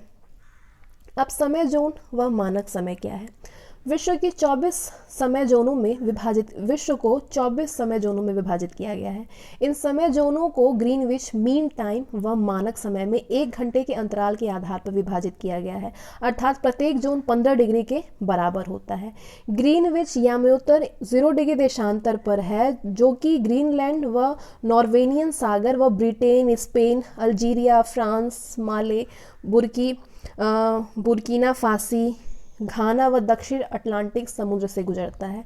प्रत्येक देश का मानक समय ग्रीनविच मीन टाइम से आधा घंटे के गुणक के अंतर पर निर्धारित किया जाता है। मानक समय स्वेच्छा से चयनित याम्योत्तर का स्थानीय समय होता है, जो कि एक विशिष्ट क्षेत्र या देश के लिए मानक समय निर्धारित करता है। भारत में 82.5 डिग्री पूर्वी देशांतर, जो कि इलाहाबाद के निकट मिर्जापुर से गुजरता है, के समय को मानक समय माना गया है। ये समय ग्रीनविच मीन टाइम से 5.5 घंटे आगे है। अतः जब ग्रीनविच में दोपहर के 12 बजे होते हैं तो उस समय भारत में शाम के 5:30 बजेंगे। ग्रीनविच यूनाइटेड किंगडम यानी यूके में है। मानक समय 7/2 यानी 7.5 डिग्री के गुणक में मिलाया जाता है। ठीक है, मानक समय 7.5 डिग्री के गुणक में लिया जाता है। एक नोट है, कुछ देशों में अत्यधिक देशांतरीय विस्तार के कारण एक से अधिक मानक समय की व्यवस्था की गई है। संयुक्त राज्य अमेरिका में 7 समय जोन, रूस में 11 समय जोन और ऑस्ट्रेलिया में 3 समय जोन की व्यवस्था की गई है। इसके बाद हम जानेंगे विषुवत रेखा क्या है। इक्वेटर, पृथ्वी के मध्य सतह से होकर जाने वाली वो अक्षांश रेखाएं जो कि इस उत्तरी और दक्षिणी ध्रुव के बराबर दूरी पर होती है, ये वो विषुवत रेखा है। ये 0 अंश की अक्षांश रेखा है। विषुवत रेखा के उत्तरी भाग को उत्तरी गोलार्ध और दक्षिणी भाग को दक्षिणी गोलार्ध कहते हैं। अब जोन क्या है? जोन, जिसे कि कटिबंध बोलते हैं, प्रत्येक गोलार्ध को ताप के आधार पर कई भागों में बांटा गया है। इन भागों को ही जोन यानी कटिबंध कहते हैं। तो ये कई भाग में होते हैं, जैसे कि पहला जोन है उष्णकटिबंध यानी ट्रॉपिकल जोन। विषुवत रेखा से 30 डिग्री उत्तर और 30 डिग्री दक्षिण का भाग उष्णकटिबंध होता है। यहाँ वर्ष में 2 बार सूर्य शीर्ष पर चमकता है। इस भाग का मौसम सदैव ही गर्म ही होता है, ठीक है, गर्म होता है हमेशा। दूसरा उपोष्णकटिबंध यानी सब ट्रॉपिकल जोन, 30 डिग्री से 45 डिग्री उत्तरी और दक्षिणी अक्षांशों के बीच स्थित क्षेत्र जहाँ पे कुछ महीने ताप अधिक और कुछ महीने ताप कम होता है, वो एरिया होता है उपोष्णकटिबंध। तीसरा शीतोष्ण कटिबंध यानी टेम्परेट जोन, 45 डिग्री से 66 डिग्री उत्तरी और दक्षिणी अक्षांशों के बीच का क्षेत्र होता है, ये शीतोष्ण कटिबंध वाला जोन। यहाँ सूर्य सिर के ऊपर कभी नहीं चमकता है, बल्कि उसकी किरणें तिरछी होती है, अतः यहाँ पे ताप हमेशा कम होता है। और ध्रुवीय कटिबंध यानी पोलर जोन, 66 डिग्री से 90 डिग्री के मध्य स्थित क्षेत्र जहाँ पे ताप अत्यंत ही कम रहता है, जिसके फलस्वरूप वहाँ पे हमेशा बर्फ जमी रहती है, वही होता है पोलर जोन। अक्ष क्या है? उत्तरी ध्रुव और दक्षिणी ध्रुव को मिलाने वाली काल्पनिक रेखा जिस पर पृथ्वी घूमा करती है वो होता है अक्ष। ध्रुव, पृथ्वी पर वे 2 बिंदु जिनसे होकर ये काल्पनिक अक्ष गुजरता है वो होता है ध्रुव। अक्षांश, किसी स्थान के विषुवत वृत्त से उत्तर या दक्षिण की कोणीय दूरी अक्षांश होता है। अब अक्षांश वृत्त क्या है? विषुवत वृत्त के समांतर खींचे हुए काल्पनिक वृत्त अक्षांश वृत्त है। देशांतर, किसी स्थान की प्रधान मध्याय रेखा से पूर्व या पश्चिम की कोणीय दूरी देशांतर होती है। देशांतर रेखाएं एक ध्रुव को दूसरे ध्रुव से मिलाने वाले काल्पनिक अर्धवृत्त देशांतर रेखाएं होती हैं। स्थानीय समय, किसी स्थान के मध्याह्न सूर्य से निर्धारित किया गया समय, यानी किसी स्थान पर जब सूर्य आकाश में सबसे अधिक ऊंचाई पर होता है तो दिन के 12 बजते हैं, इस समय को वहां का स्थानीय मान कहते हैं। मानक समय क्या है? किसी देश का मानक मध्याह्न रेखा पर का स्थानीय समय है। किसी देश का मानक मध्याह्न रेखा पर का स्थानीय समय मानक समय होता है। इसके बाद आते हैं, अब हम 4th चैप्टर को डिस्कस करेंगे। पृथ्वी की आंतरिक संरचना जानेंगे हम, पूरा पृथ्वी की आंतरिक संरचना कैसी है। तो पृथ्वी को 3 भागों में बांटा गया है, उन तीनों भागों के बारे में आप बिल्कुल डीपली जानेंगे। तो पृथ्वी की आंतरिक संरचना के संबंध में वैज्ञानिकों में मतभेद है। भूगर्भ में पाई जाने वाली परतों की मोटाई, घनत्व, तापमान, भार और वहां पाए जाने वाले पदार्थ की प्रकृति पर अभी पूर्ण सहमति नहीं हो पाई है। फिर भी तापमान, दबाव, घनत्व, उल्काओं और भूकंपीय तरंगों पर आधारित प्रमाणों को एकत्रित करके पृथ्वी की आंतरिक संरचना के संबंध में जानकारी प्राप्त करने के प्रयास किए गए हैं। तो पृथ्वी के अंदर के हिस्से को 3 भागों में बांटा गया है। कौन कौन से भाग है? भूपरपट्टी यानी क्रस्ट, आवरण यानी मेंटल और तीसरा केंद्रीय भाग यानी कोर। तो एक एक करके इन तीनों को आप जानेंगे। भूपरपट्टी यानी क्रस्ट, पृथ्वी के ऊपरी भाग को भूपरपट्टी कहते हैं। ये अंदर की तरफ 34 किलोमीटर तक का क्षेत्र है। ये मुख्यतः बेसाल्ट चट्टानों से बना है। इसमें 2 भाग हैं, सियाल और सीमा। सियाल क्षेत्र में सिलिकॉन और एल्यूमिना और सीमा क्षेत्र में सिलिकॉन और मैग्नीशियम की बहुलता होती है। कर्स्ट भाग का औसत घनत्व 22.7 ग्राम प्रति सेंटीमीटर क्यूब है। ये पृथ्वी के कुल आयतन का 0.5% भाग घेरे हुए हैं। भूपरपट्टी की रचना सामग्री कैसी है? क्या क्या सामग्री है? वजन के अनुसार सबसे अधिक ऑक्सीजन है, दूसरे स्थान पर सिलिकॉन है, तीसरे स्थान पर एल्यूमिनियम है, चौथे स्थान पर लोहा है, 5वें स्थान पर कैल्शियम है, 6ठे स्थान पर सोडियम है, 7वें स्थान पर पोटेशियम है और 8वें स्थान पर मैग्नीशियम है। ठीक है, तो सारे का आप प्रतिशत भी देख सकते हैं। ऑक्सीजन 46.60% है, सिलिकॉन 27.72% है।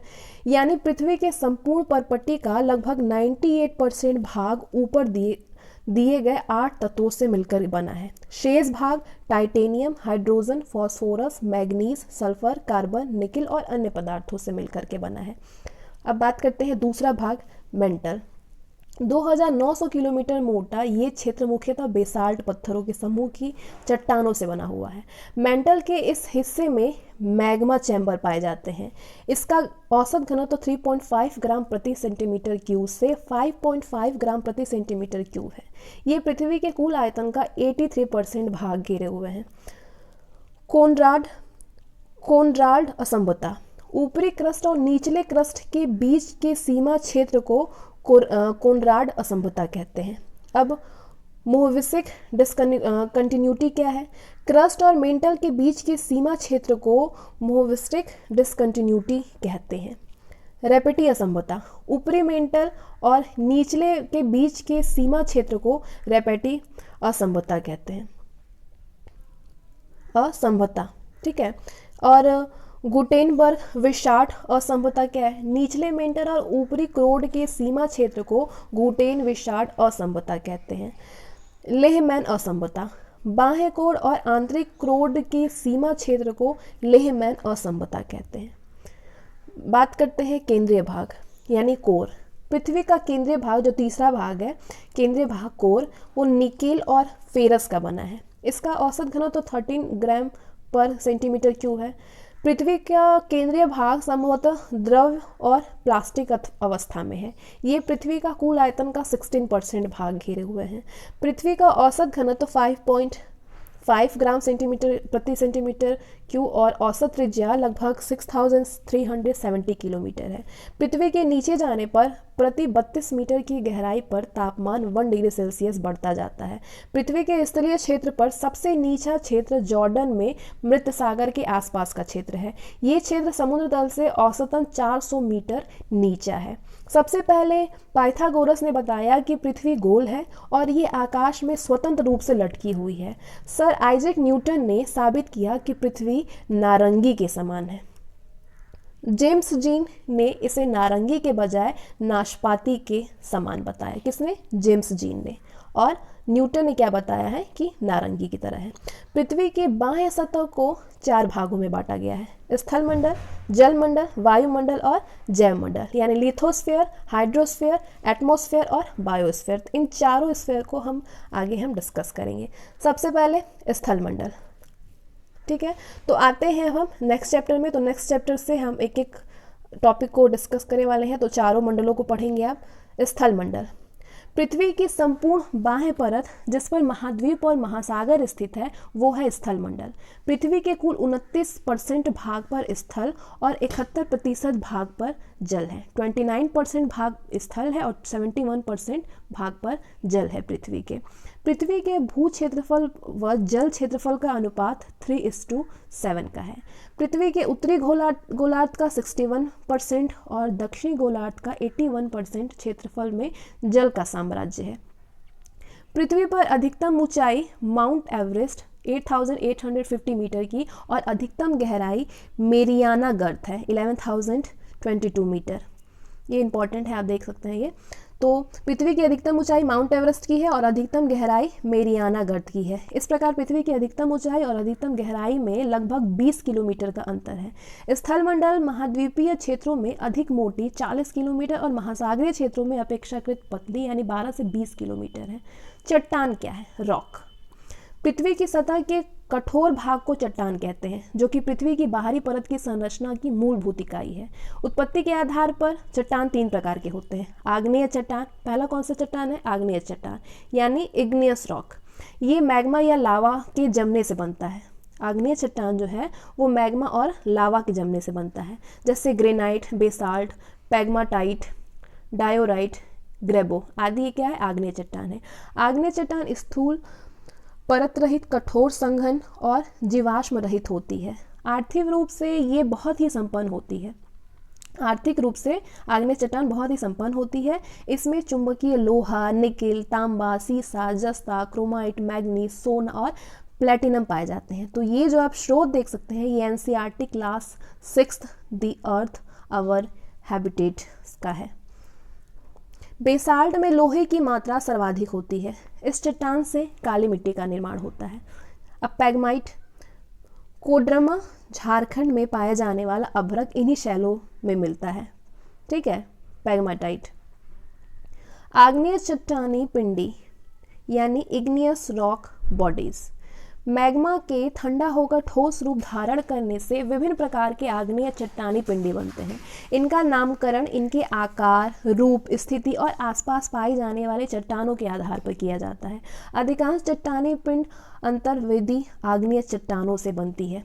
तो ये चार्ट आप देख सकते हैं, यहाँ पे आपको आग्नेय चट्टान का रूपांतर दिया है। ये आग्नेय है और इसका कायांतरित होते हुए ग्रेनाइट का कायांतरित नीस, साइनाइट का साइनाइट नीस होता है, ग्रेबो उसके बाद इसका रूपांतरण होता है तो क्या हो जाता है सर्पेटाइन, बेसाल्ट सेस्ट, बिटुमिनस कोयला कायांतरित भाग ग्रेफाइट। इसके बाद आगे हम बात करते हैं बैथोलिथ। बैथोलिथ जो है ये सबसे बड़ा आग्नेय चट्टानी पिंड है जो कि अंतर्वेदी चट्टानों से बनता है। ये एक पातालीय पिंड है। ये एक बड़े गुंबद के आकार का होता है जिसके किनारे खड़े होते हैं। ये एक बड़े गुंबद के आकार का होता है जिसके किनारे खड़े होते हैं, इसका ऊपरी तल विषम होता है। ये मूलतः ग्रेनाइट से बना होता है। संयुक्त राज्य अमेरिका का इदाहो बैथोलिथ 40,000 वर्ग किलोमीटर से अधिक विस्तृत है। कनाडा का कोस्ट रेंज बैथोलिथ इदाहो से भी बड़ा है।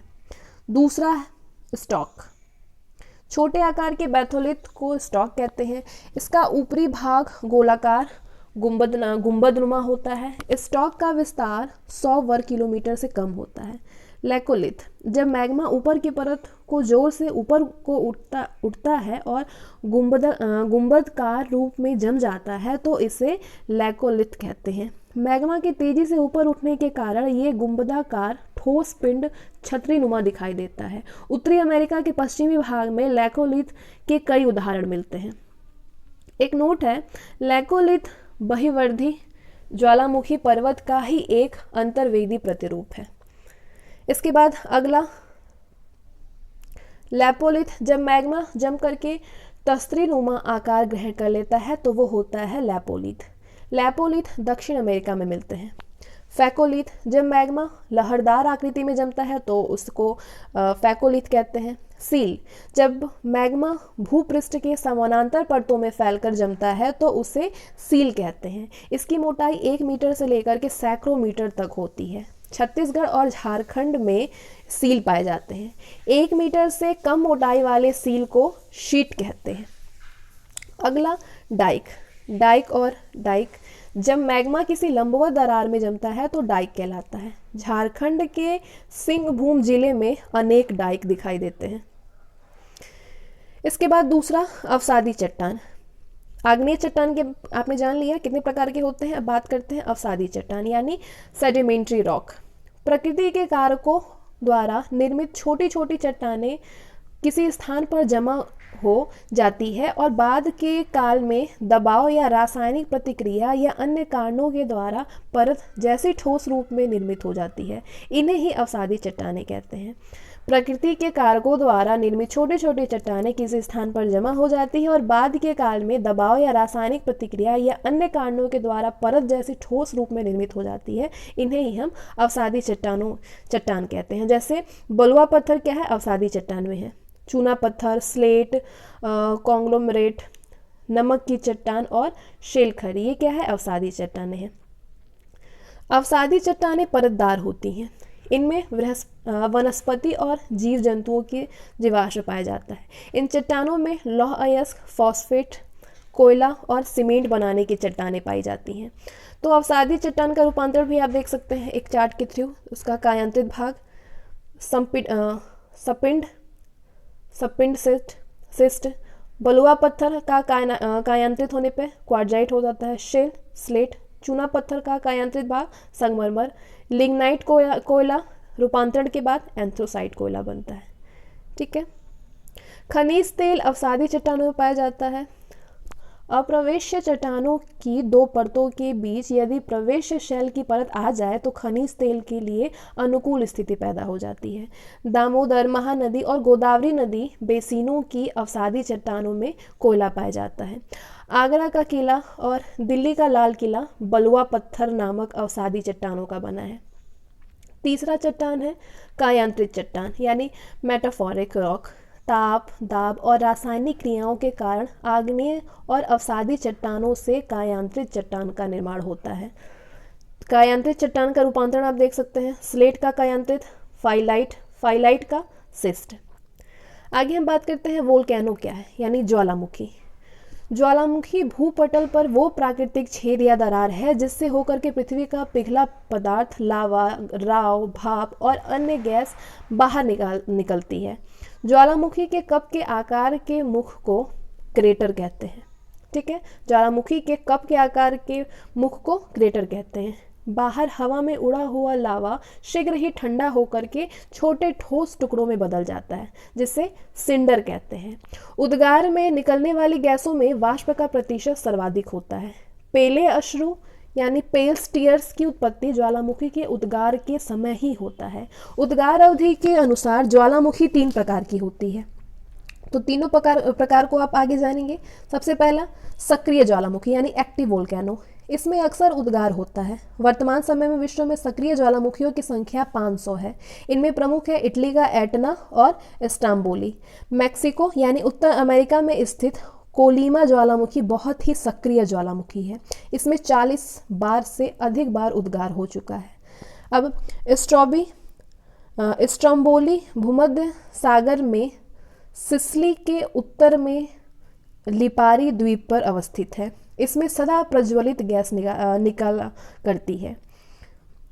इसमें स्ट्रोम्बोली में सदा प्रज्वलित गैस निकला करती है, जिससे कि आसपास का भाग प्रकाशित रहता है। इस कारण इस ज्वालामुखी को भूमध्य सागर का प्रकाश स्तंभ कहते हैं, स्ट्रोम्बोली को। एक नोट है, विश्व का सबसे अधिक सक्रिय ज्वालामुखी किलायू हवाई द्वीप, जो कि यूएसए में है। तो सबसे अधिक सक्रिय ज्वालामुखी किलायू हवाई द्वीप पर है। दूसरा ज्वालामुखी है प्रसुप्त ज्वालामुखी यानी डोरमेंट वोल्केनो, जिसमें निकट अतीत में उद्गार नहीं हुआ है, लेकिन इसमें कभी कभी उद्गार हो सकता है, जैसे कि विसुवियस जो भूमध्य सागर, क्राकाटोआ यानी सुंडा जलडमरू मध्य, फ्यूजियामा जो कि जापान में है और मेयन फिलीपींस में है।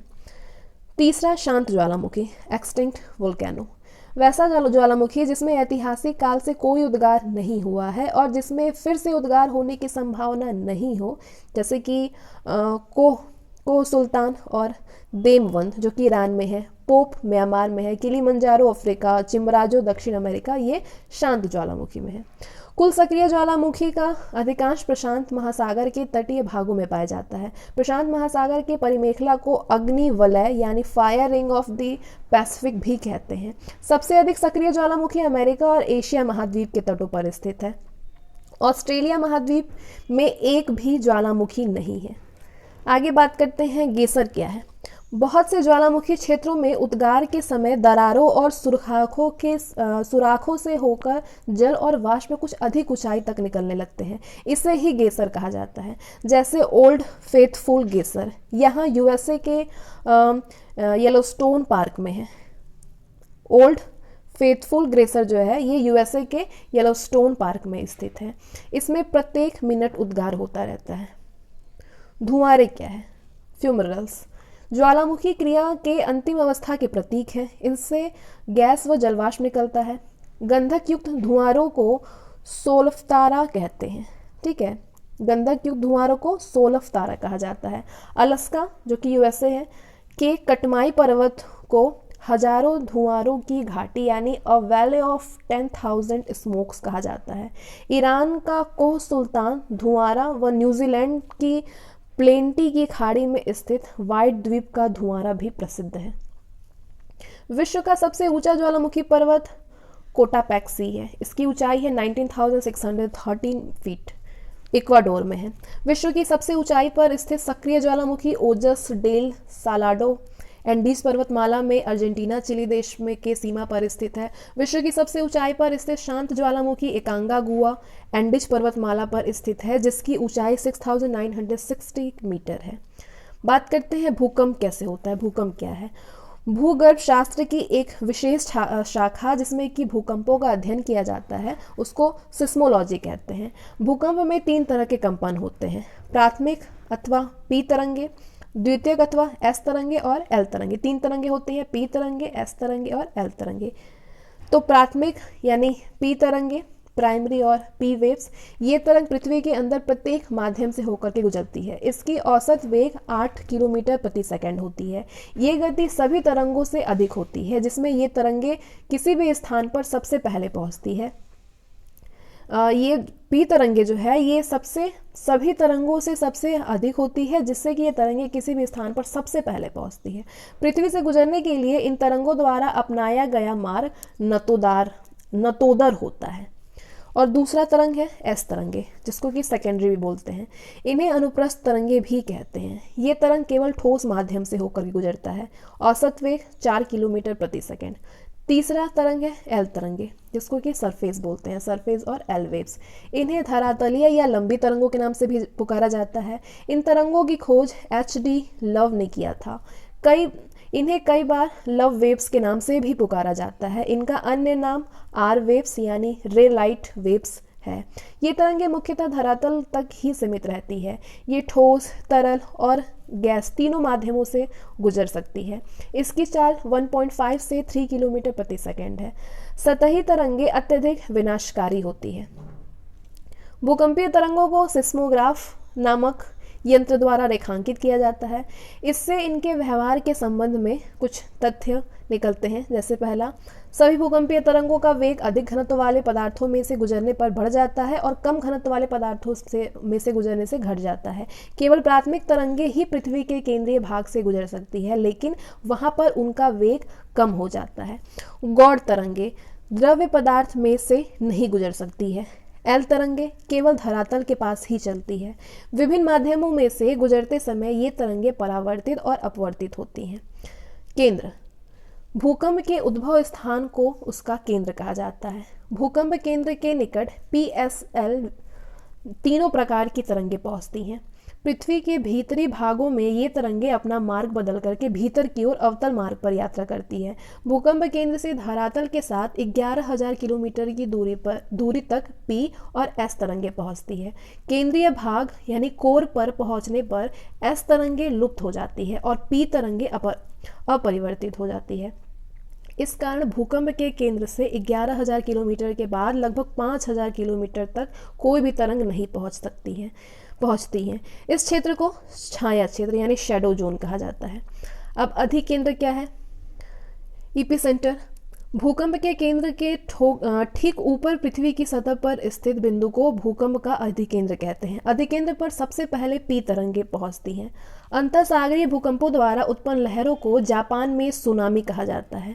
जिन संवेदनशील यंत्रों द्वारा भूकंपीय तरंगों की तीव्रता मापी जाती है उन्हें भूकंप लेखी या सिस्मोग्राफ कहते हैं। इसके 3 स्केल होते हैं, रोसीफेरल स्केल, मर्केली स्केल और रिएक्टर स्केल।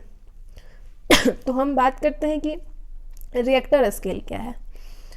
भूकंप की तीव्रता या ऊर्जा मापने वाली रिएक्टर स्केल का विकास अमेरिकी वैज्ञानिक चार्ल्स रिक्टर द्वारा 1935 में की गई थी। ये एक लघुगणकीय पैमाना है जिसका पाठ्यांक 1 से 9 तक का होता है।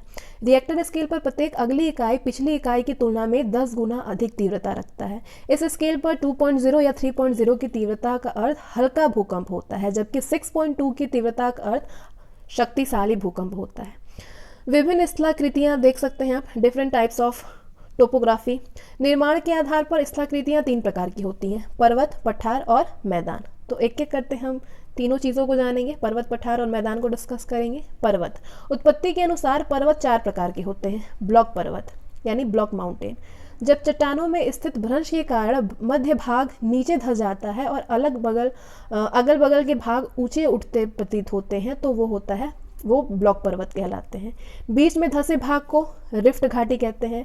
इन पर्वतों के शीर्ष समतल और किनारे तीव्र भ्रंश कगारों से सीमित होते हैं। इस प्रकार के पर्वत के उदाहरण हैं वासजेंस जो कि फ्रांस में है, ब्लैक फॉरेस्ट जो कि जर्मनी में है और तीसरा साल्ट रेंज जो कि पाकिस्तान में है। तो पर्वत निर्माण के विभिन्न सिद्धांत हैं ये, तो ये सिद्धांत आप देख सकते हैं और उसके वेत्ता हैं भूगोल वेत्ता। भूसंतति सिद्धांत के वेत्ता हैं कोबर, तापीय संकुचन के जेफ्रीज, महाद्वीपीय फिसलन के डेली, महाद्वीपीय विस्थापन के भूगोलवेत्ता हैं वेगनर, संवहन तरंग सिद्धांत के वेत्ता हैं होक्स, रेडियो एक्टिविटी सिद्धांत के भूगोलवेत्ता हैं जॉली और प्लेट विवर्तनिक सिद्धांत के वेत्ता हैं हैरी हेस। तो एक इम्पॉर्टेंट लाइन ये आप देख सकते हैं बना है, तो ये प्लेट विवर्तनी जो है ये इम्पॉर्टेंट है, जिसके भूगोलवेत्ता हैं हैरी हेस। प्लेट विवर्तनी की शब्दावली का सर्वप्रथम प्रयोग टोरंटो विश्वविद्यालय के टूजो विल्सन ने 1965 में किया था। प्लेट विवर्तन के सिद्धांत की वैज्ञानिक व्याख्या का श्रेय W.J. मॉर्गन को दिया जाता है। एक नोट है, विश्व की सबसे लंबी रिफ्ट घाटी जॉर्डन नदी की घाटी है, जो कि लाल सागर की बेसिन से होती हुई जेमजी नदी तक 4800 किलोमीटर लंबी है। दूसरी पर्वत है अवशिष्ट पर्वत, रेसिडुअल माउंटेन। ये पर्वत चट्टानों के अपर्दन के फलस्वरूप निर्मित होते हैं, जैसे कि विंध्याचल और सतपुड़ा, नीलगिरी, पारसनाथ, राजमहल की पहाड़ियाँ जो कि भारत में स्थित है, सियरा स्पेन में है, गैसा और बूटे जो कि अमेरिका में है। ये अवशिष्ट पर्वत है। संचित पर्वत यानी एक्यूमुलेटेड माउंटेन, भूपटल पर मिट्टी, बालू, कंकर, पत्थर, लावा के एक स्थान पर जमा होते रहने के कारण बनने वाला पर्वत है। ये रेगिस्तान में बनने वाला बालू के स्तूप इसी श्रेणी में आते हैं, संचित पर्वत की श्रेणी में। अगला पर्वत है वलित पर्वत, फोल्ड माउंटेन। ये पृथ्वी की आंतरिक शक्तियों से धरातल की चट्टानों के मुड़ जाने से बनते हैं। ये लहरदार पर्वत हैं जिन पर असंख्य अपनतियाँ और अभिनतियाँ होती हैं, जैसे कि Himalaya, Alps, Ural, Rockies, Andes. ये क्या है? वलित पर्वत है। एक नोट है, विश्व के विशाल वलित पर्वतों की रचना आज से लगभग 30 मिलियन वर्ष पूर्व हुई है। विश्व की सबसे लंबी पर्वत श्रेणी एंडीज पर्वत श्रेणी दक्षिण अमेरिका के पश्चिमी घाट पर स्थित है। विश्व की सबसे ऊंची चोटी माउंट एवरेस्ट नेपाल में स्थित है। इसकी ऊंचाई अगर आप देखें तो ये 8848 मीटर है। अफ्रीका का सर्वोच्च शिखर माउंट किलिमंजारो तंजानिया में अवस्थित है। वलित पर्वतों के निर्माण का आधुनिक सिद्धांत प्लेट टेक्टोनिक्स की संकल्पना पर आधारित है। जहां आज हिमालय पर्वत खड़ा है, वहां किसी समय में टेथिस सागर नामक विशाल भू अभिनति अथवा भूद्रोणी थी। दक्षिण पठार के उत्तर की ओर विस्थापन के कारण टेथिस सागर में बल पड़ गए और वो ऊपर उड़ गया, जिससे संसार का सबसे ऊंचा पर्वत हिमालय का निर्माण हुआ है। भारत का अरावली पर्वत विश्व के सबसे पुराने वलित पर्वतों में गिना जाता है। इसकी सबसे ऊंची चोटी माउंट आबू के निकट गुरु शिखर है, जिसकी समुद्र तल से ऊंचाई 1722 मीटर है। कुछ विद्वान अरावली पर्वतों को अवशिष्ट पर्वत का उदाहरण मानते हैं। तो पर्वत के बाद आते हैं पठार यानी प्लेच्यू। क्या है? धरातल का विशिष्ट स्थल रूप जो अपने आसपास के स्थल से पर्याप्त ऊंचा होता है और शीर्ष भाग चौड़ा और सपाट होता है। सामान्यतः पठार की ऊंचाई 300 से 500 फीट होती है। कुछ अधिक ऊंचाई वाला पठार है तिब्बत का पठार, जो कि 16,000 फीट है ऊंचा, बोलीविया का पठार, कोलंबिया का पठार। ठीक है, तो ये सारे पठार हैं। तो पठार कई प्रकार के होते हैं। पहला अंतरपर्वतीय पठार, पर्वतमालाओं के बीच बने पठार हैं अंतरपर्वतीय माला। पर्वत प्रदीपीय पठार, पर्वत तल व मैदान के बीच उठे समतल भाग है ये। महाद्वीपीय पठार, जब पृथ्वी के भीतर जमा लैकोलिथ भूपृष्ठ के अपर्दन के कारण सतह पर उभर आते हैं, तब ऐसे पठार बनते हैं, जैसे कि दक्षिण का पठार। ठीक है, ये महाद्वीपीय पठार है। तटीय पठार, समुद्र के तटीय भाग में स्थित पठार तटीय पठार होता है। गुंबदाकार पठार, चलन क्रिया के फलस्वरूप निर्मित पठार गुंबदाकार पठार होता है, जैसे कि रामगढ़ गुंबद जो कि भारत में स्थित है, ये गुंबदाकार पठार है। पठार के बाद बात करते हैं तीसरा मैदान यानी प्लेन। 500 फीट से कम ऊंचाई वाले भूपृष्ठ के समतल भाग को मैदान कहते हैं। मैदान अनेक प्रकार के होते हैं। अपर्दनात्मक मैदान, नदी, हिमानी, पवन जैसी शक्तियों के अपर्दन से इस प्रकार के मैदान बनते हैं, जो कि निम्न दिया नीचे दिया गया है। लोएस मैदान, हवा द्वारा उड़ाकर लाई गई मिट्टी और बालू के कणों से निर्मित होता है लोएस मैदान। कास्ट मैदान, चूने पत्थर की चट्टानों के घुलने से निर्मित मैदान, कास्ट मैदान। तीसरा संप्राय मैदान, समुद्र तल के निकट स्थित मैदान जिनका निर्माण नदियों के अपर्दन के फलस्वरूप होता है। ग्लेशियल मैदान, हिम के जमाव के कारण निर्मित दलदली मैदान जहां केवल वन ही पाए जाते हैं। रेगिस्तानी मैदान, वर्षा के कारण बनी नदियों के बहने के फलस्वरूप इसका निर्माण होता है। दूसरा निक्षेपात्मक मैदान, निक्षेपात्मक मैदान। नदी निक्षेप द्वारा बड़े बड़े मैदानों का निर्माण होता है। इसमें गंगा, सतलज, मिसिसिपी और ह्यूगो के मैदान प्रमुख हैं। इस प्रकार के मैदानों में जलोढ़ का मैदान, डेल्टा का मैदान दोनों प्रमुख हैं। तो भिन्न भिन्न कारकों द्वारा निर्मित स्थलाकृति आप नीचे देख सकते हैं। ये भूमिगत जल द्वारा निर्मित स्थलाकृति कौन कौन सी है? उत्सुत कुआं यानी आर्टिजन वेल, गीजर, घोलरंध, डोलाइन, कास्ट झील, युवाला, पोलिए, कंदरा, स्टेलेक्टाइट, स्टेलेग्माइट और लैपिस। ये क्या है? भूमिगत जल द्वारा निर्मित स्थलाकृति है। एक नोट है, सर्वाधिक उत्सुत कुआं ऑस्ट्रेलिया में पाया जाता है। दूसरा, सागरीय जल द्वारा निर्मित स्थलाकृति कौन कौन सी है? सर्फ, वेलाचली, तंग्रिका, पुलीन, हुक, लोप, टोम्बोलो। हिमनद द्वारा निर्मित स्थलाकृति हैं सर्क, टान, अरेट, हार्न, नूनाटक, फियोर्ड, ड्रमलिन, केमेस्कर। ये सारे हिमनद द्वारा निर्मित स्थलाकृति हैं। एक नोट है, ड्रमलिन मुख्य रूप से समूह में मिलते हैं, इसी कारण ऐसी स्थलाकृति को अंडे की टोकरी की स्थलाकृति कहते हैं, यानी basket of egg topography.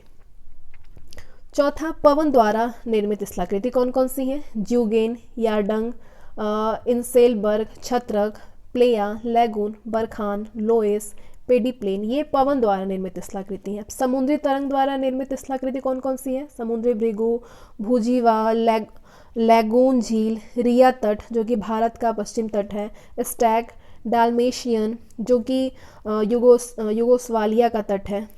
We आकार की घाटी नदी से बनती है। वी आकार की घाटी नदी से बनती है समुद्री आकार द्वारा निर्मित स्थलाकृति। गार्ज का निर्माण नदी की युवा अवस्था में होता है। लटकती घाटियां कौन सी हैं? लटकती घाटियां यू आकार की घाटी और मोरेन हिमानी क्षेत्र में बनते हैं। यू आकार के घाटी के तल चौड़े व किनारे चिकने और ढाल तीव्र होते हैं। जल निर्गम छिद्र यानी सिंक होल और कास्ट मैदान चूना क्षेत्र की स्थलाकृति में पाए जाते हैं। मरुटिब्बा यानी सैंड ड्यून्स हवा के तेज वेग से बने रेतीले टीलों को कहते हैं। इसके निर्माण के लिए अवरोध का होना आवश्यक है।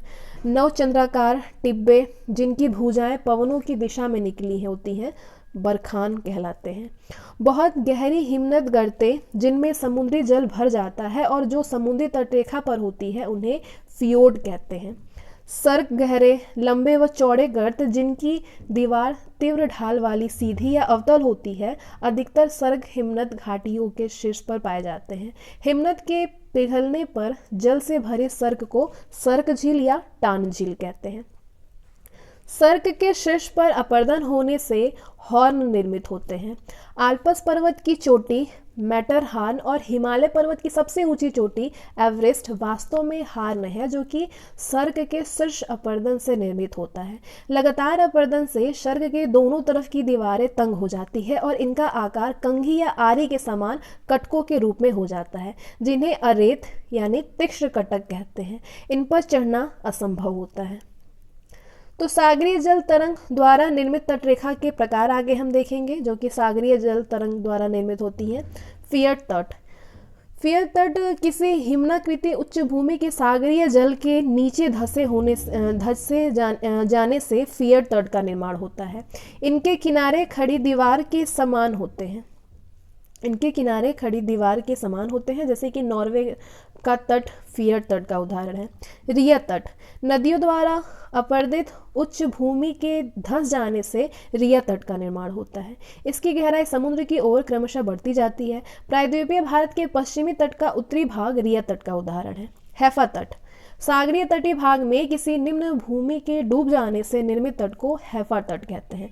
इस पर रोधिकाओं की समानांतर श्रृंखला मिलती है, जिससे सागरीय जल घिरकर लैगून झीलों का निर्माण करती है। यूरोप का बाल्टिक तट हैफा तट का अच्छा उदाहरण है। चौथा, डोमेशियन तट समानांतर पर्वतीय कटकों वाले तटों के धसाव से डोमेशियन तट का निर्माण होता है। युगोस्लाविया और डोमेशियन तट जो है वो इसका उदाहरण है। युगोस्लाविया जो है वो डोमेशियन तट का उदाहरण है। निर्गत समुद्र तट स्थल खंड के ऊपर उठने या समुद्री जलस्तर के नीचे गिरने से निर्गत समुद्र तट का निर्माण होता है। इस प्रकार के तट पर स्प्रिट, लैगून, पुलिन, क्लिफ और मेहराब मिलते हैं। भारत में गुजरात का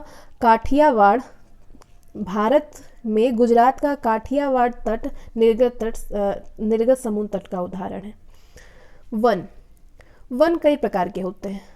उष्णकटिबंधीय सदाबहार वन यानी ट्रॉपिकल एवरग्रीन रेन फॉरेस्ट। इस प्रकार का वन विषुवत रेखीय प्रदेश और उष्णकटिबंधीय प्रदेशों में पाए जाते हैं, जहाँ पे 200 सेंटीमीटर से अधिक वर्षा होती है। यहाँ पेड़ों की पत्तियां चौड़ी होती हैं। एक नोट है, एनाकोंडा विश्व का सबसे बड़ा सांप उष्णकटिबंधीय सदाबहार वन में ही पाया जाता है।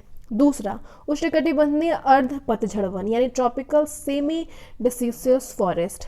150 सेंटीमीटर से कम वर्षा प्राप्त करने वाला वन।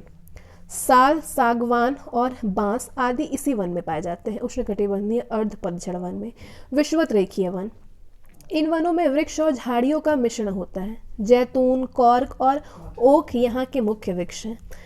टैगा वन, ये सदाबहार वन है। इस वन के वृक्ष की पत्तियां नुकीली होती हैं। टुंड्रा वन, ये बर्फ से ढका रहता है। गर्मी में यहाँ मॉस और लाइकेन उगते हैं। पर्वतीय वन, यहाँ चौड़ी पत्ती वाले शंकुधारी वृक्ष पाए जाते हैं। आगे देखते हैं घास के मैदान। घास भूमियों को दो वर्गों में विभाजित किया गया है, उष्णकटिबंधीय घास भूमि और शीतोष्णकटिबंधीय घास भूमियाँ। तो उष्णकटिबंधीय घास भूमियाँ जो है, इसे अलग अलग देशों में अलग अलग नाम से जाना जाता है, जैसे सवाना अफ्रीका, कंपोज जो कि ब्राज़ील में है, लानोस वेनेजुएला और कोलंबिया में। शीतोष्णकटिबंधीय घास भूमियाँ, इसे निम्न नाम से जाना जाता है। प्रेयरी जो कि संयुक्त राज्य अमेरिका व कनाडा का है, पंपास अर्जेंटीना का, वेल्ड दक्षिण Africa, downs Australia, steppe Asia Ukraine, रूस, चीन के मंचूरिया प्रदेश में। इसके बाद आते हैं हम नेक्स्ट चैप्टर पे, महाद्वीप। तो आगे हम डिस्कस करने वाले हैं महाद्वीप को। पृथ्वी पर भूभाग की सबसे बड़ी इकाई को महाद्वीप कहते हैं। पृथ्वी के 29 से 30% भाग पर महाद्वीपों का विस्तार पाया जाता है। महाद्वीप विवर्तनिक क्रिया से अलग हुए हैं। महाद्वीप जो है वो विवर्तनिक क्रिया से अलग हुए हैं। संपूर्ण पृथ्वी का स्थल क्षेत्र 7 महाद्वीपों में बटा है। एशिया, अफ्रीका, उत्तरी अमेरिका, यूरोप, अंटार्कटिका, दक्षिण अमेरिका और ऑस्ट्रेलिया। तो ये 7 महाद्वीप हैं। तो हम इन 7 महाद्वीप को एक एक करके डिस्कस करने वाले हैं। सबसे